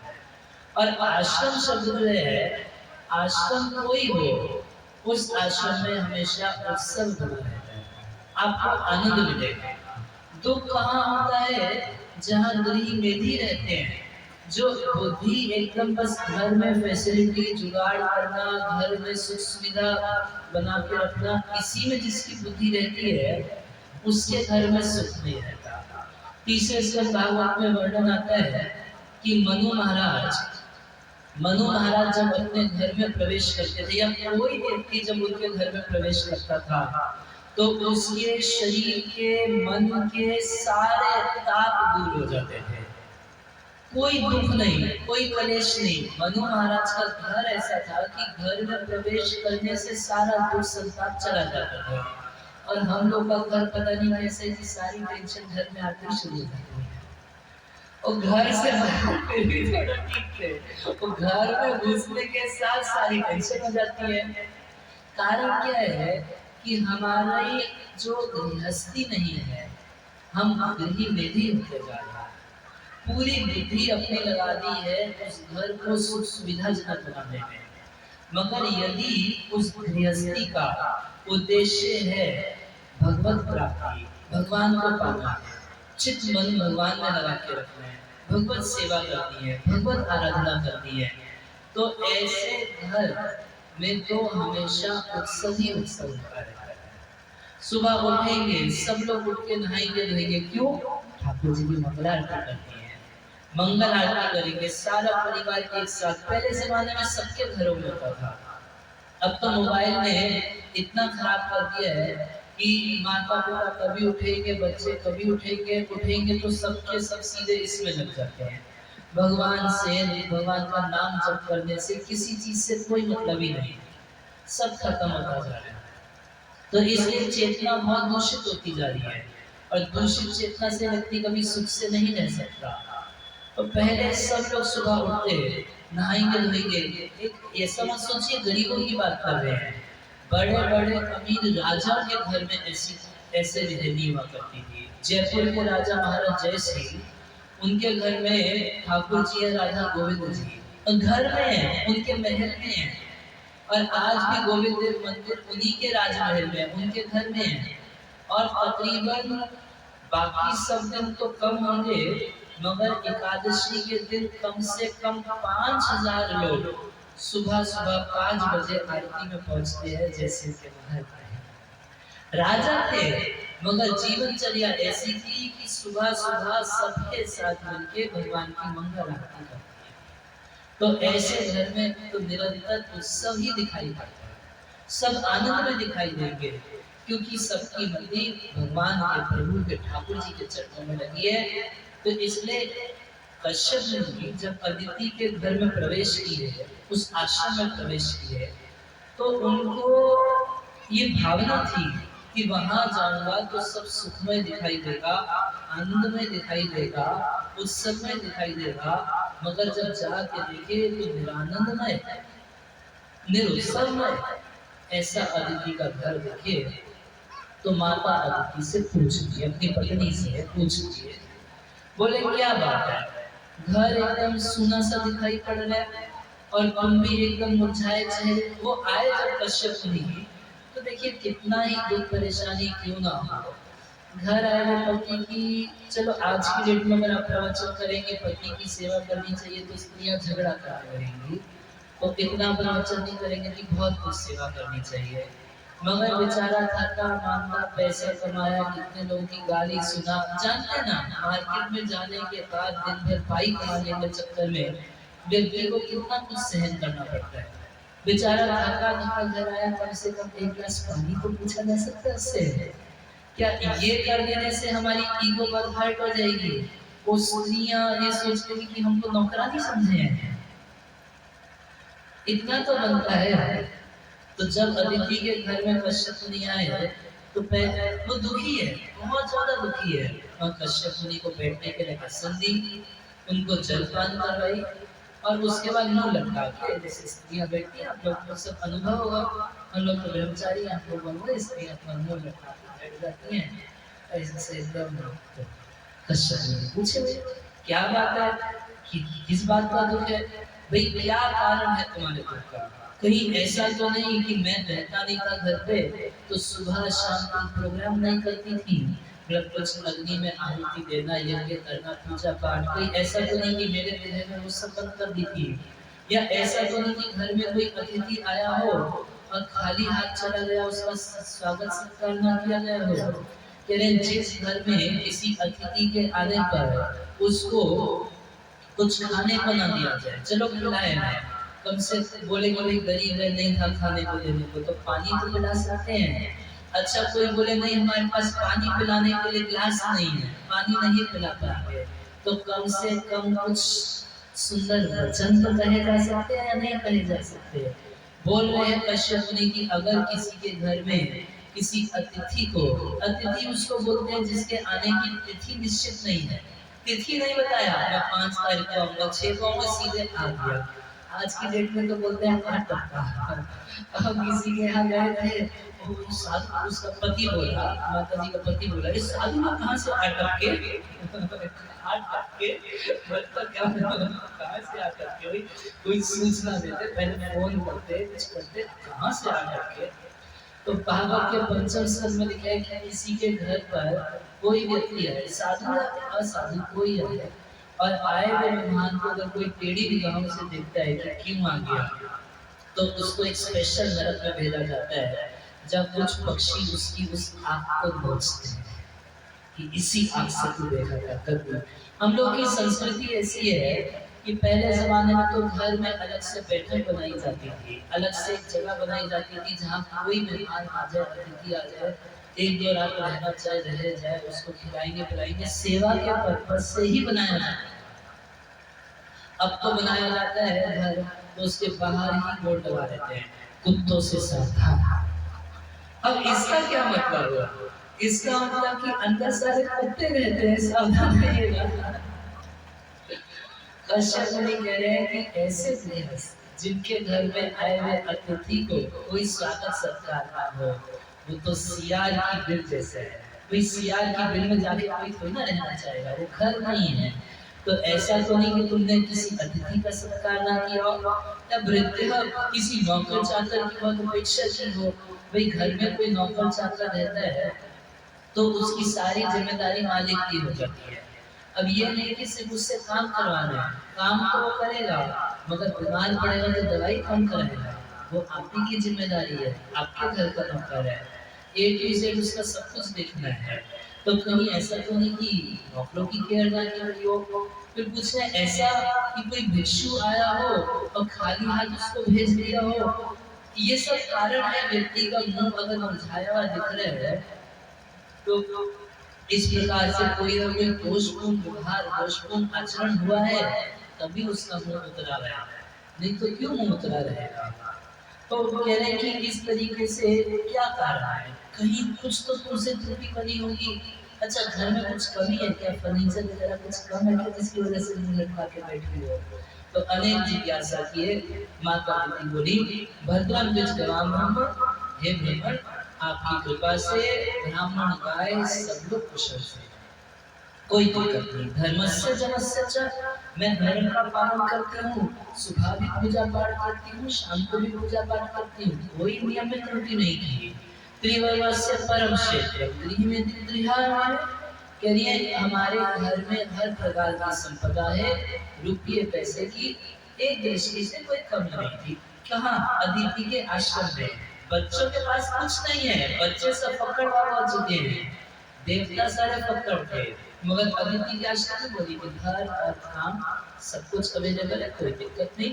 फिर ये अग्नि अतिथ्य वृत्या विषय ये चल चाहे कोई ब्राह्मण हो, अग्नि अतिथि जो कुछ भी हो, अनुध्याय मैं आपका ध्यान हमेशा करती रहती हूँ। आप हमेशा मेरे को प्रवचन करते रहते हैं, धर्म सिखाते रहते हैं, और उस बात को याद कर जब आप नहीं रहते, आप समाधि में चले जाते हैं, कहीं और चले जाते हैं, तो आपने जो शिक्षा हमको दी, उन शिक्षाओं को याद कर करके मैं एकदम धर्म के अनुसार जीवन जीती हूँ। वास्तव में वैदिक शास्त्रों में कुछ शिक्षाएं, कुछ उपदेश दिए गए, और भगवान तो हम लोगों के साथ नहीं है परमात्मा के रूप में, मगर कोई बोले कहाँ कृष्ण के रूप में हमारे साथ है। भाई अर्जुन के साथ तो थे, रथ पर खड़े थे, है ना।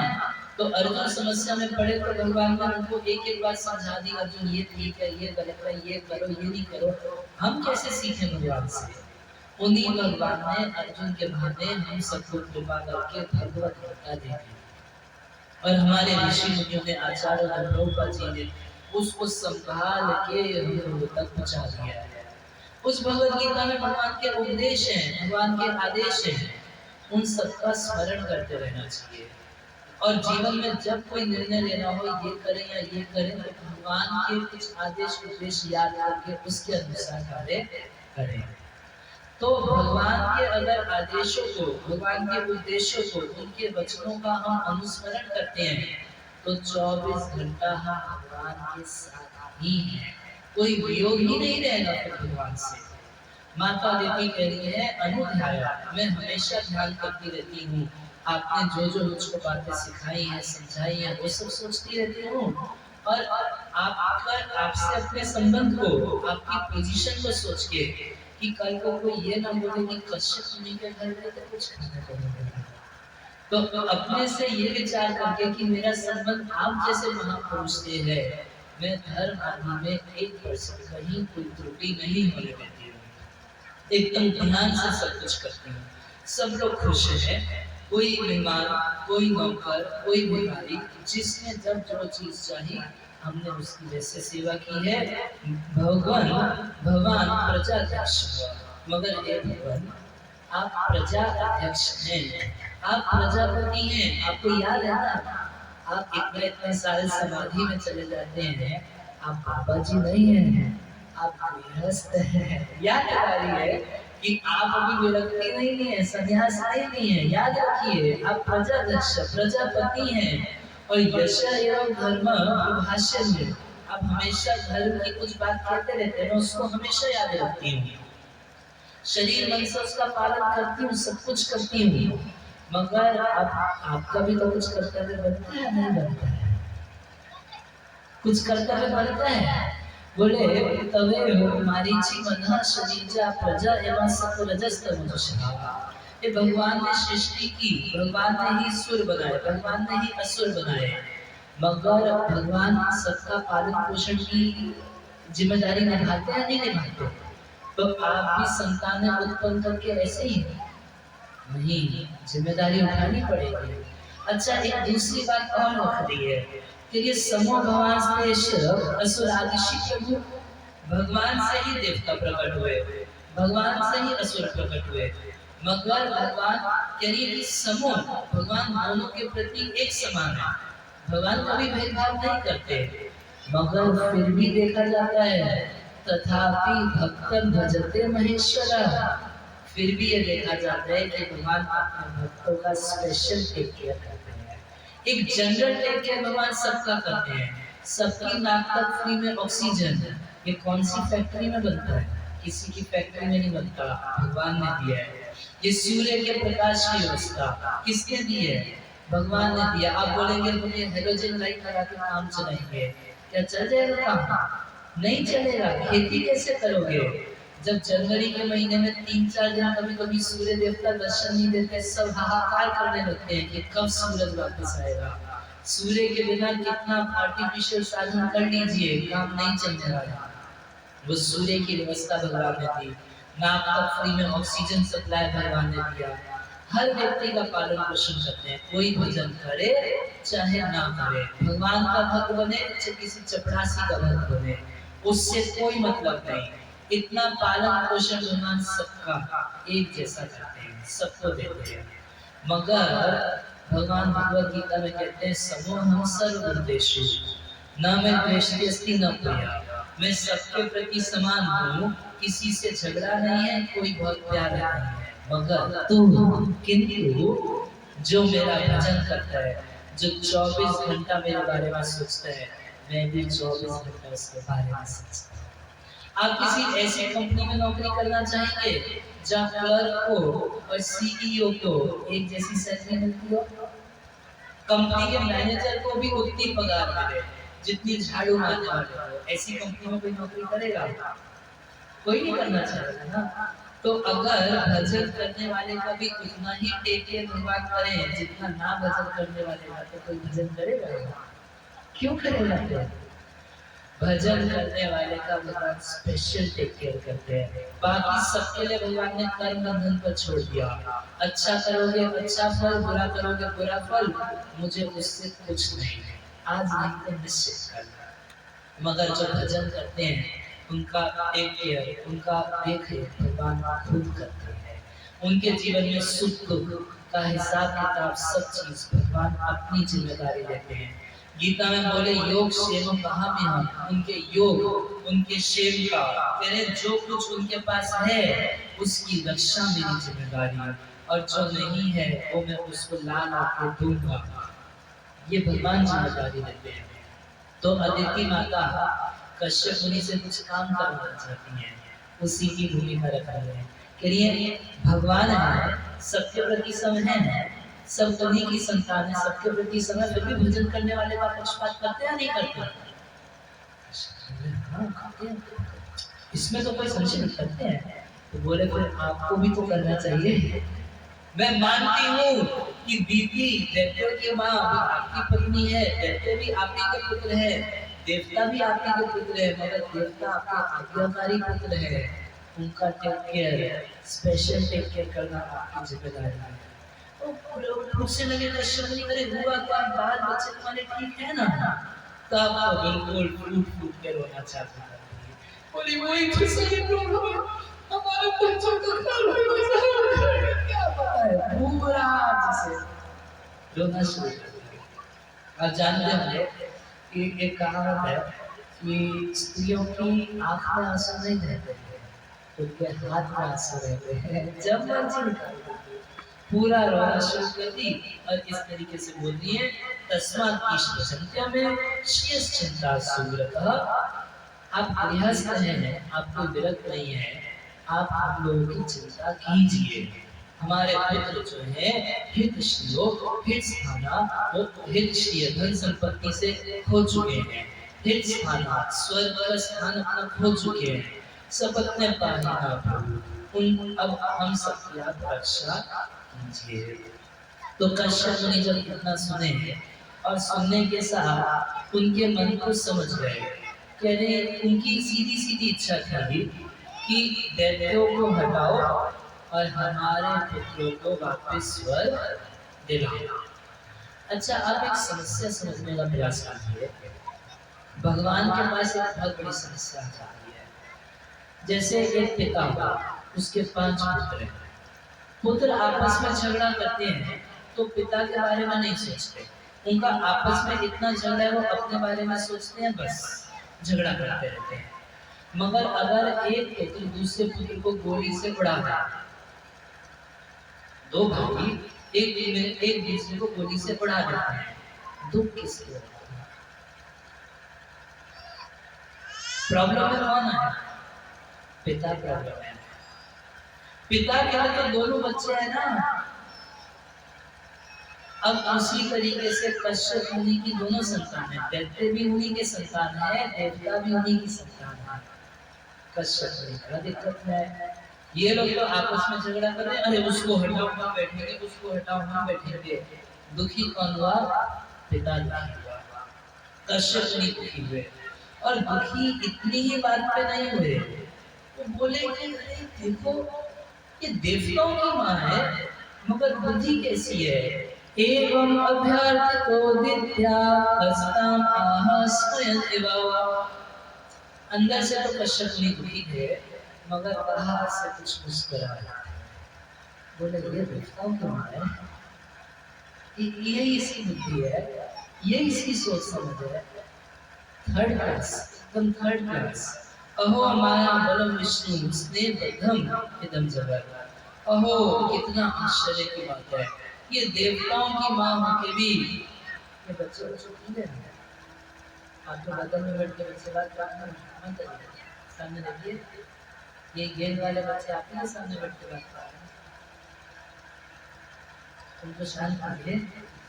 आपको डिस्प्ले भी वाला पता सुनना है कि आपको भी नहीं सपोर्ट डिस्टर्ब हो रहा है, तो आपको ज्यादा डिस्टर्ब होना चाहिए ना, आपके सामने बैठ के बातें कर रहे हैं तो इतनी आवाज में बात कर रहे हैं कि हम मुझको डिस्टर्ब हो रहा है, मैं आप लोगों को डिस्टर्ब कर रहा हूं, उनको चुप रखना चाहिए। तो कश्यप ने कह रहे अहो माया बलम विष्णु स्नेह प्रथम इदम जगत। अहो भगवान विष्णु की माया कितनी बलशाली है कि स्नेह प्रथम, स्नेह से सबको बांध के रखी है। स्नेह के कारण, स्नेह मतलब अहम ममैति, ये मैं हूँ और ये शरीर से संबंधित वस्तुएं मेरी हैं। ये वास्तव में बहुत बड़ा अज्ञान है और हम सब इस अज्ञान से ग्रस्त हैं। हर व्यक्ति सोच रहे कि मैं चमड़े में शरीर हूँ, मगर विचार करके बताइए क्या ये चमड़ा हम हैं? हम लोग का ज्ञान तो यही है, मैं काला हूँ, मैं गोरा हूँ, मैं लंबा हूँ, मैं छोटा हूँ, मैं मोटा हूँ, मैं छोटा मोटा हूँ, मैं पतला हूँ, मैं भारतीय हूँ, मैं अमेरिकन हूँ। ये सब क्या है? ये सब शरीर की बात है। कोई भारतीय व्यक्ति यदि कल को अमेरिका चला जाए, ग्रीन कार्ड मिल जाए, तो एक मिनट में अहंकार बदल गया, मैं अमेरिकन हूँ। अच्छा, इस समय पाकिस्तान से झगड़ा है, दिन रात सोच रहते हैं पाकिस्तानियों का ये हो जाए वो हो जाए। अगर मरते समय सोचा पाकिस्तान, तो अगला जन्म पाकिस्तान, तब पहचान नहीं रहेगी मैं भारतीय हूँ, मैं बिहारी हूँ। तब क्या अहंकार होगा? मैं पाकिस्तानी हूँ। भारतीयों को बोलना चाहिए। तो ये जो हम चमड़े से अपनी पहचान कर रहे हैं, ये वास्तव में असत्य है। कोई छोटा सा बच्चा है 5 साल का, उससे पूछे तुम कौन हो, बोलेगा मैं बच्चा हूँ। जब 20 साल का हो गया तो उसको बोल दीजिए, ए बच्चे, मैं बच्चा दिखाई दे रहा हूँ, क्या हुआ? 15 साल पहले तुमने तो बोला था कि मैं बच्चा हूँ, 15 साल बाद बदल गया ना। और यही 40 साल बाद और उसके 40 साल बाद तो 60-65 का हो जाए तो उसको 10-5 काम बताने लगे, तो खास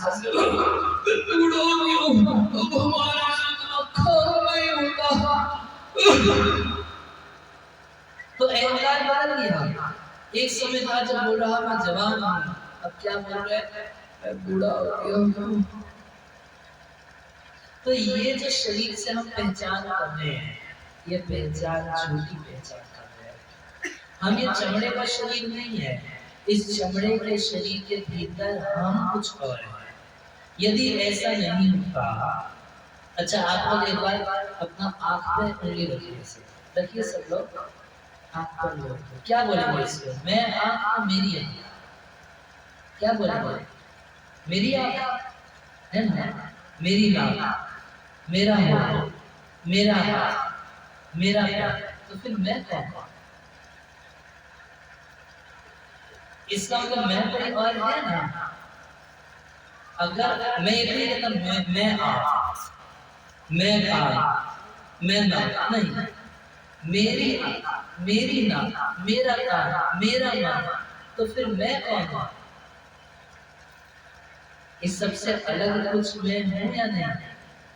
वही मैं है आत्मा, भगवान का अंश।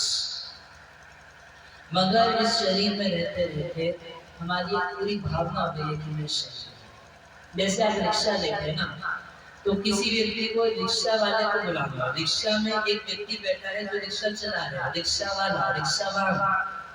कोई व्यक्ति रिक्शा वाले को बुलाता है तो क्या आवाज देता है? ए रिक्शा। अच्छा, रिक्शा नहीं बोला, रिक्शा वाले बोला ए रिक्शा। रिक्शा तो खुद से चल के आ नहीं सकती, कौन आएगा? रिक्शा वाला आएगा, रिक्शा वाला उसको लेके आएगा। तो आवाज लगानी चाहिए रिक्शा वाले, मगर ये आवाज नहीं लगा के सब लोग बोलते हैं ए रिक्शा। और वो रिक्शा वाला जो है वो दिन रात रिक्शा के साथ रहते रहते उसको भी अहंकार हो जाता है। जैसे कोई रिक्शा बोलता तुरंत आ जाता है, हाँ मुझको बुलाता है। वो रिक्शा नहीं है, वो रिक्शा वाला है, मगर रिक्शा के साथ रहते रहते अपने को रिक्शा ही मानना आता है। बिल्कुल वैसे ही इस चमड़े के शरीर में रहते रहते हम लोग अपने को चमड़े में शरीर ही मानने लगे हैं। तो इसको बोलते हैं अहम। और चमड़े का शरीर में हूँ तो इस शरीर से संबंधित जो जो वस्तुएं हैं वो मेरी है, इसको बोलते हैं मम।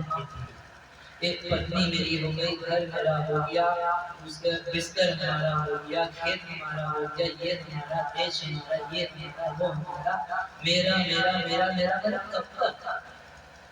अगर कोई बोलते मेरी पत्नी है, आज से 50 साल पहले आपकी पत्नी थी? नहीं।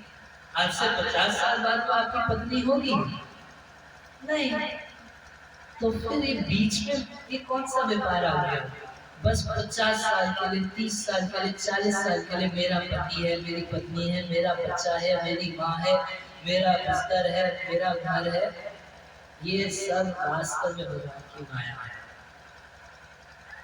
वो वस्तुओं के साथ तो रहना पड़ेगा, वस्तुओं के साथ रहिए, मगर इस भावना में रहना गलत है कि मैं हूँ, मेरा है। ये ज्ञान होना चाहिए कि सब कुछ भगवान का है। अच्छा, भगवान का है तो क्या हम हाथ भी नहीं लगा सकते? ये बात नहीं है। जैसे बोल दिया जाए कि हर चीज भगवान की है, तो क्या करें? अब हम खाए बिना मरे? नहीं। अगर सब कुछ भगवान का है तो पहले भगवान को भोग लगाओ। भोग में आपका अधिकार नहीं है, प्रसाद में आपका पूरा अधिकार है। भोग लगा के प्रसाद के रूप में उसका सेवन कर सकते हैं, तब कोई दोष नहीं लगेगा। मगर भोग भोगने की कोशिश करेंगे तो बहुत दुख भोगना पड़ेगा, तब सुख नहीं मिलेगा। यही चीज कह रहे हैं, कहो माया बलम विष्णु। अरे भगवान विष्णु की माया कितनी बलशाली है कि इस संसार का हर व्यक्ति मैं मेरे के चक्कर में कोई ना कोई टेंशन में मरता रहता है। अरे देवताओं की मां होके उसी सबसे अपनी पहचान करके कितना दुखी है, क्यों रो रही है? बस यही, मेरा बेटा, मेरा बेटा, मेरा बेटा। अरे तुम्हारा बेटा तो ठीक है, किसी और का बेटा भी तो सोचो कभी, वो भी तो बेटा है या नहीं है? उसको भी कभी कोई माँ तो उसको बेटा बोलती होगी, तो तुम भी उसको बेटा बोलो। वो दीदी भी तो बेटा बोलती होगी ना अपने पुत्रों को, कहते हो तो तुम उनमें बेटा भावना क्यों नहीं करती? बड़ा अजीब संसार है। देखिए, इतना हम अखबार पढ़ते हैं, यहाँ बम ब्लास्ट हुआ, ये मर गए, वहाँ सुनामी आया, वो मर गए, कोई टेंशन नहीं।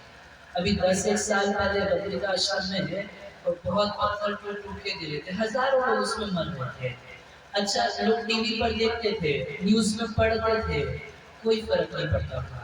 मगर यदि उन मरने वालों की लिस्ट में एक जना अपना भाई निकले तब फर्क पड़ जाएगा। तो यदि अपने भाई के लिए फर्क पड़ रहा है तो सबके लिए फर्क पड़ना चाहिए ना। सभी तो अपने भाई हैं।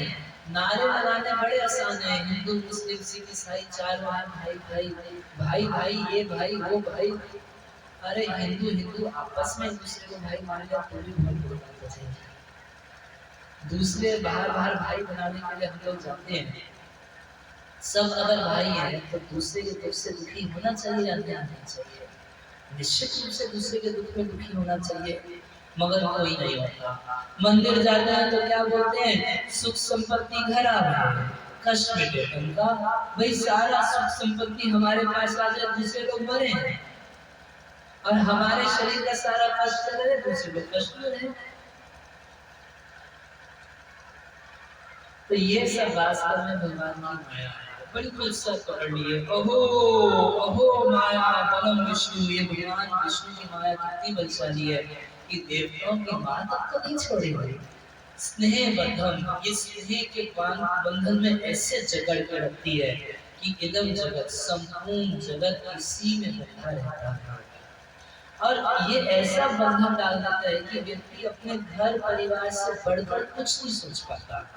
दिन रात हम लोग एक ही बात को सोचते हैं, या तो अपने शरीर को सुखी रखने के लिए या अपने घर परिवार के लोगों को सुखी रखने के लिए। ज्यादा से ज्यादा किसी की बुद्धि थोड़ी बढ़ जाती है तो अपनी जाति के लोग को सुखी, अपने समाज के लोग को सुखी, अपने देश के लोग को सुखी रखने के लिए। वो एक नेता थी तो चूहों की रक्षा करना चाहती। अच्छा, गाय आए तो मरे, हम चूहों की रक्षा करेंगे। तो हर व्यक्ति अपनी सोच से वो उसी सीमित दायरे में सोच रहा है, मगर हमारी सनातन संस्कृति है कि अपनी सोच के दायरे को बढ़ाएं। कितना बढ़ाएं? तो उसको यूनिवर्सल कॉन्शियसनेस तक ले जाना चाहिए। वासुदेव पूरा का पूरा जगत, पेड़ पौधे पशु पक्षी, हर जाति प्रांत के लोग हम एक ही परिवार के हैं। ये है हमारी सनातन संस्कृति, कहीं नहीं मिलेगी आपको। ये केवल सनातन में ही संस्कृति प्राप्त होगी, क्योंकि सच्ची बात है, सब भगवान के अंश हैं, सब भगवान के बच्चे हैं। जब पिता एक है तो सारे पुत्र तो अपना भाई हो ही जाएंगे, मगर पिता एक नहीं है तब फिर पुत्रों में भाईचारा होना बहुत मुश्किल है। लोग चाहते हैं कि विश्व शांति हो, विश्व एकता हो, मगर इस विश्व शांति विश्व एकता के लिए हमें चाहिए सबको भाई बनाने के लिए एक पिता के नीचे रहना पड़ेगा। एक पिता कौन? परम भगवान, जो वास्तव में भगवान है, भगवान राम, भगवान कृष्ण। हम लोग सब जानते हैं कि वो भगवान है, कोई संशय नहीं है। जीवन भर कुछ भी बोलते रहे, जब मरता है कोई व्यक्ति तब क्या बोलते हैं? राम नाम सत्य है, और बाकी सब तब एकदम स्पष्ट हो जाता है ना कि अब कोई और आके हमें नहीं बचाएगा, कोई दूसरा रक्षा नहीं कर सकता। जो सच्चा भगवान है, जो वास्तव में भगवान है, वही भगवान हमारी रक्षा कर सकते हैं। इसलिए मरने के समय सब कपट छोड़ देते हैं और एक ही बात बोलते हैं, राम नाम सत्य है। तो जब सब लोग स्वीकार करें एक भगवान, भगवान राम को, तो सब जगह विश्व शांति हो सकती है। इतना यूनाइटेड नेशंस बनाया, सब कुछ किया, मगर विश्व शांति नहीं हो पाई। और प्रभुपाद जी, हमारे ही भारत के एक संत श्रीला प्रभुपाद विदेश गए, भारत की संस्कृति का, हमारी वैदिक संस्कृति का, सनातन संस्कृति का प्रचार पूरे विश्व में किए। और आज ऐसा प्रभाव है कि काला हो, गोरा हो, अमेरिकन हो, यूरोपियन हो, अफ्रीकन हो, भारतीय हो, सबके सब एक मंच पर एक साथ भगवान का नाम कीर्तन करते हैं, नाचते हैं, एक साथ बैठ कर प्रसाद पाते हैं, एक ही भगवान की आराधना करते हैं, पूरा विश्व बिना किसी भेदभाव के। अगर एक हुआ तो कैसे? जब सब कृष्ण भाव प्रभावित हो जाएंगे तो सब एक हो जाएंगे। हरे कृष्णा कृष्णा कृष्णा हरे हरे, हरे राम राम राम हरे। मगर स्नेह पाशः, हम स्नेह के पाश में एक सीमित परिवार को ही बस अपना मानते हैं। कहने कश्यप मुनि, को देहो भौतिका नाम, कहाँ ये शरीर भौतिक है, चमड़े का है, ये आत्मा नहीं है। आत्मा तो अजर अमर है, मगर ये चमड़े का शरीर एक दिन नष्ट होगा या नहीं होगा? सबका शरीर नष्ट होगा। कोई ऐसा व्यक्ति नहीं है जो कह दे कि मेरा ये शरीर अजर अमर है, हमेशा ऐसा ही बना रहेगा। इच्छा है सबकी, मगर पूरी किसी की नहीं होगी। 20, 22, 25 साल का हर व्यक्ति चाहता है कि हम हमेशा ऐसे ही जवान दिखते रहे, मगर किसी 60-65 साल के व्यक्ति से पूछिए कि आज से 40 साल पहले आप कुछ सोचे थे कभी कि घुटने में दर्द होगा? 40 साल पहले आप सोचे थे कि चश्मा लग जाएगा? 40 साल पहले आप सोचे थे कि कभी कान से कम सुनाई पड़ेगा? क्या बार बार क्या क्या करके पूछना पड़ेगा? मगर आज सब कुछ हो रहा है या नहीं हो रहा? उसी प्रकार से आज जो 20-25 साल का व्यक्ति सोच रहा है कि हम बूढ़े नहीं होंगे, बूढ़ा होना पड़ेगा, ये भौतिक शरीर है और भौतिक कोई पदार्थ है वो डिकम्पोज होगा ही होगा, वो नष्ट होगा ही होगा। आत्मा कभी नष्ट नहीं होगी। कह रहे भौतिक का नाम, ये शरीर तो भौतिक है, ये आत्मा नहीं है। आत्मा प्रकृति पर है, और कहाँ दूसरी ओर आत्मा जो इस प्रकृति से, इस माया जगत से परे वस्तु है, उसको इस माया जगत के संबंधों से कोई लेना देना नहीं है, उसका कोई धंधा नहीं है। ऐसा कोई वस्तु नहीं है संसार में जो आत्मा को सुख देती है। आप उसको कितना आइसक्रीम खिला लीजिए, आइसक्रीम शरीर को लगती है, चॉकलेट खिलाइए शरीर को लगेगी, उसको पिज्जा पास्ता कुछ खिलाइए वो सब शरीर को लगेगा, उसको माला पहनाइए शरीर को लगेगा, उसको जो मर्जी कीजिए सब कुछ शरीर को लगेगा, उसकी वाहवाही कीजिए शरीर की वाहवाही हो रही है। आत्मा को उसमें से कुछ नहीं मिलता। आत्मा को यदि कुछ मिलता है तो वो है परमात्मा, परमात्मा का नाम, परमात्मा की कथा, परमात्मा का प्रसाद, ये सब आत्मा का भोजन होता है। मगर बाकी जो भौतिक वस्तु है उससे आत्मा को कोई सुख नहीं मिलता, क्योंकि वो प्रकृति पर है। इस पूरी प्रकृति से लोग बोलते हैं कि कहाँ से सब कुछ आया, तो बोलते हैं प्रकृति से आया, नेचर से आया, माँ से आया। मगर अगर माँ से आया तो कोई पिता तो होगा, तब तो माँ से आया।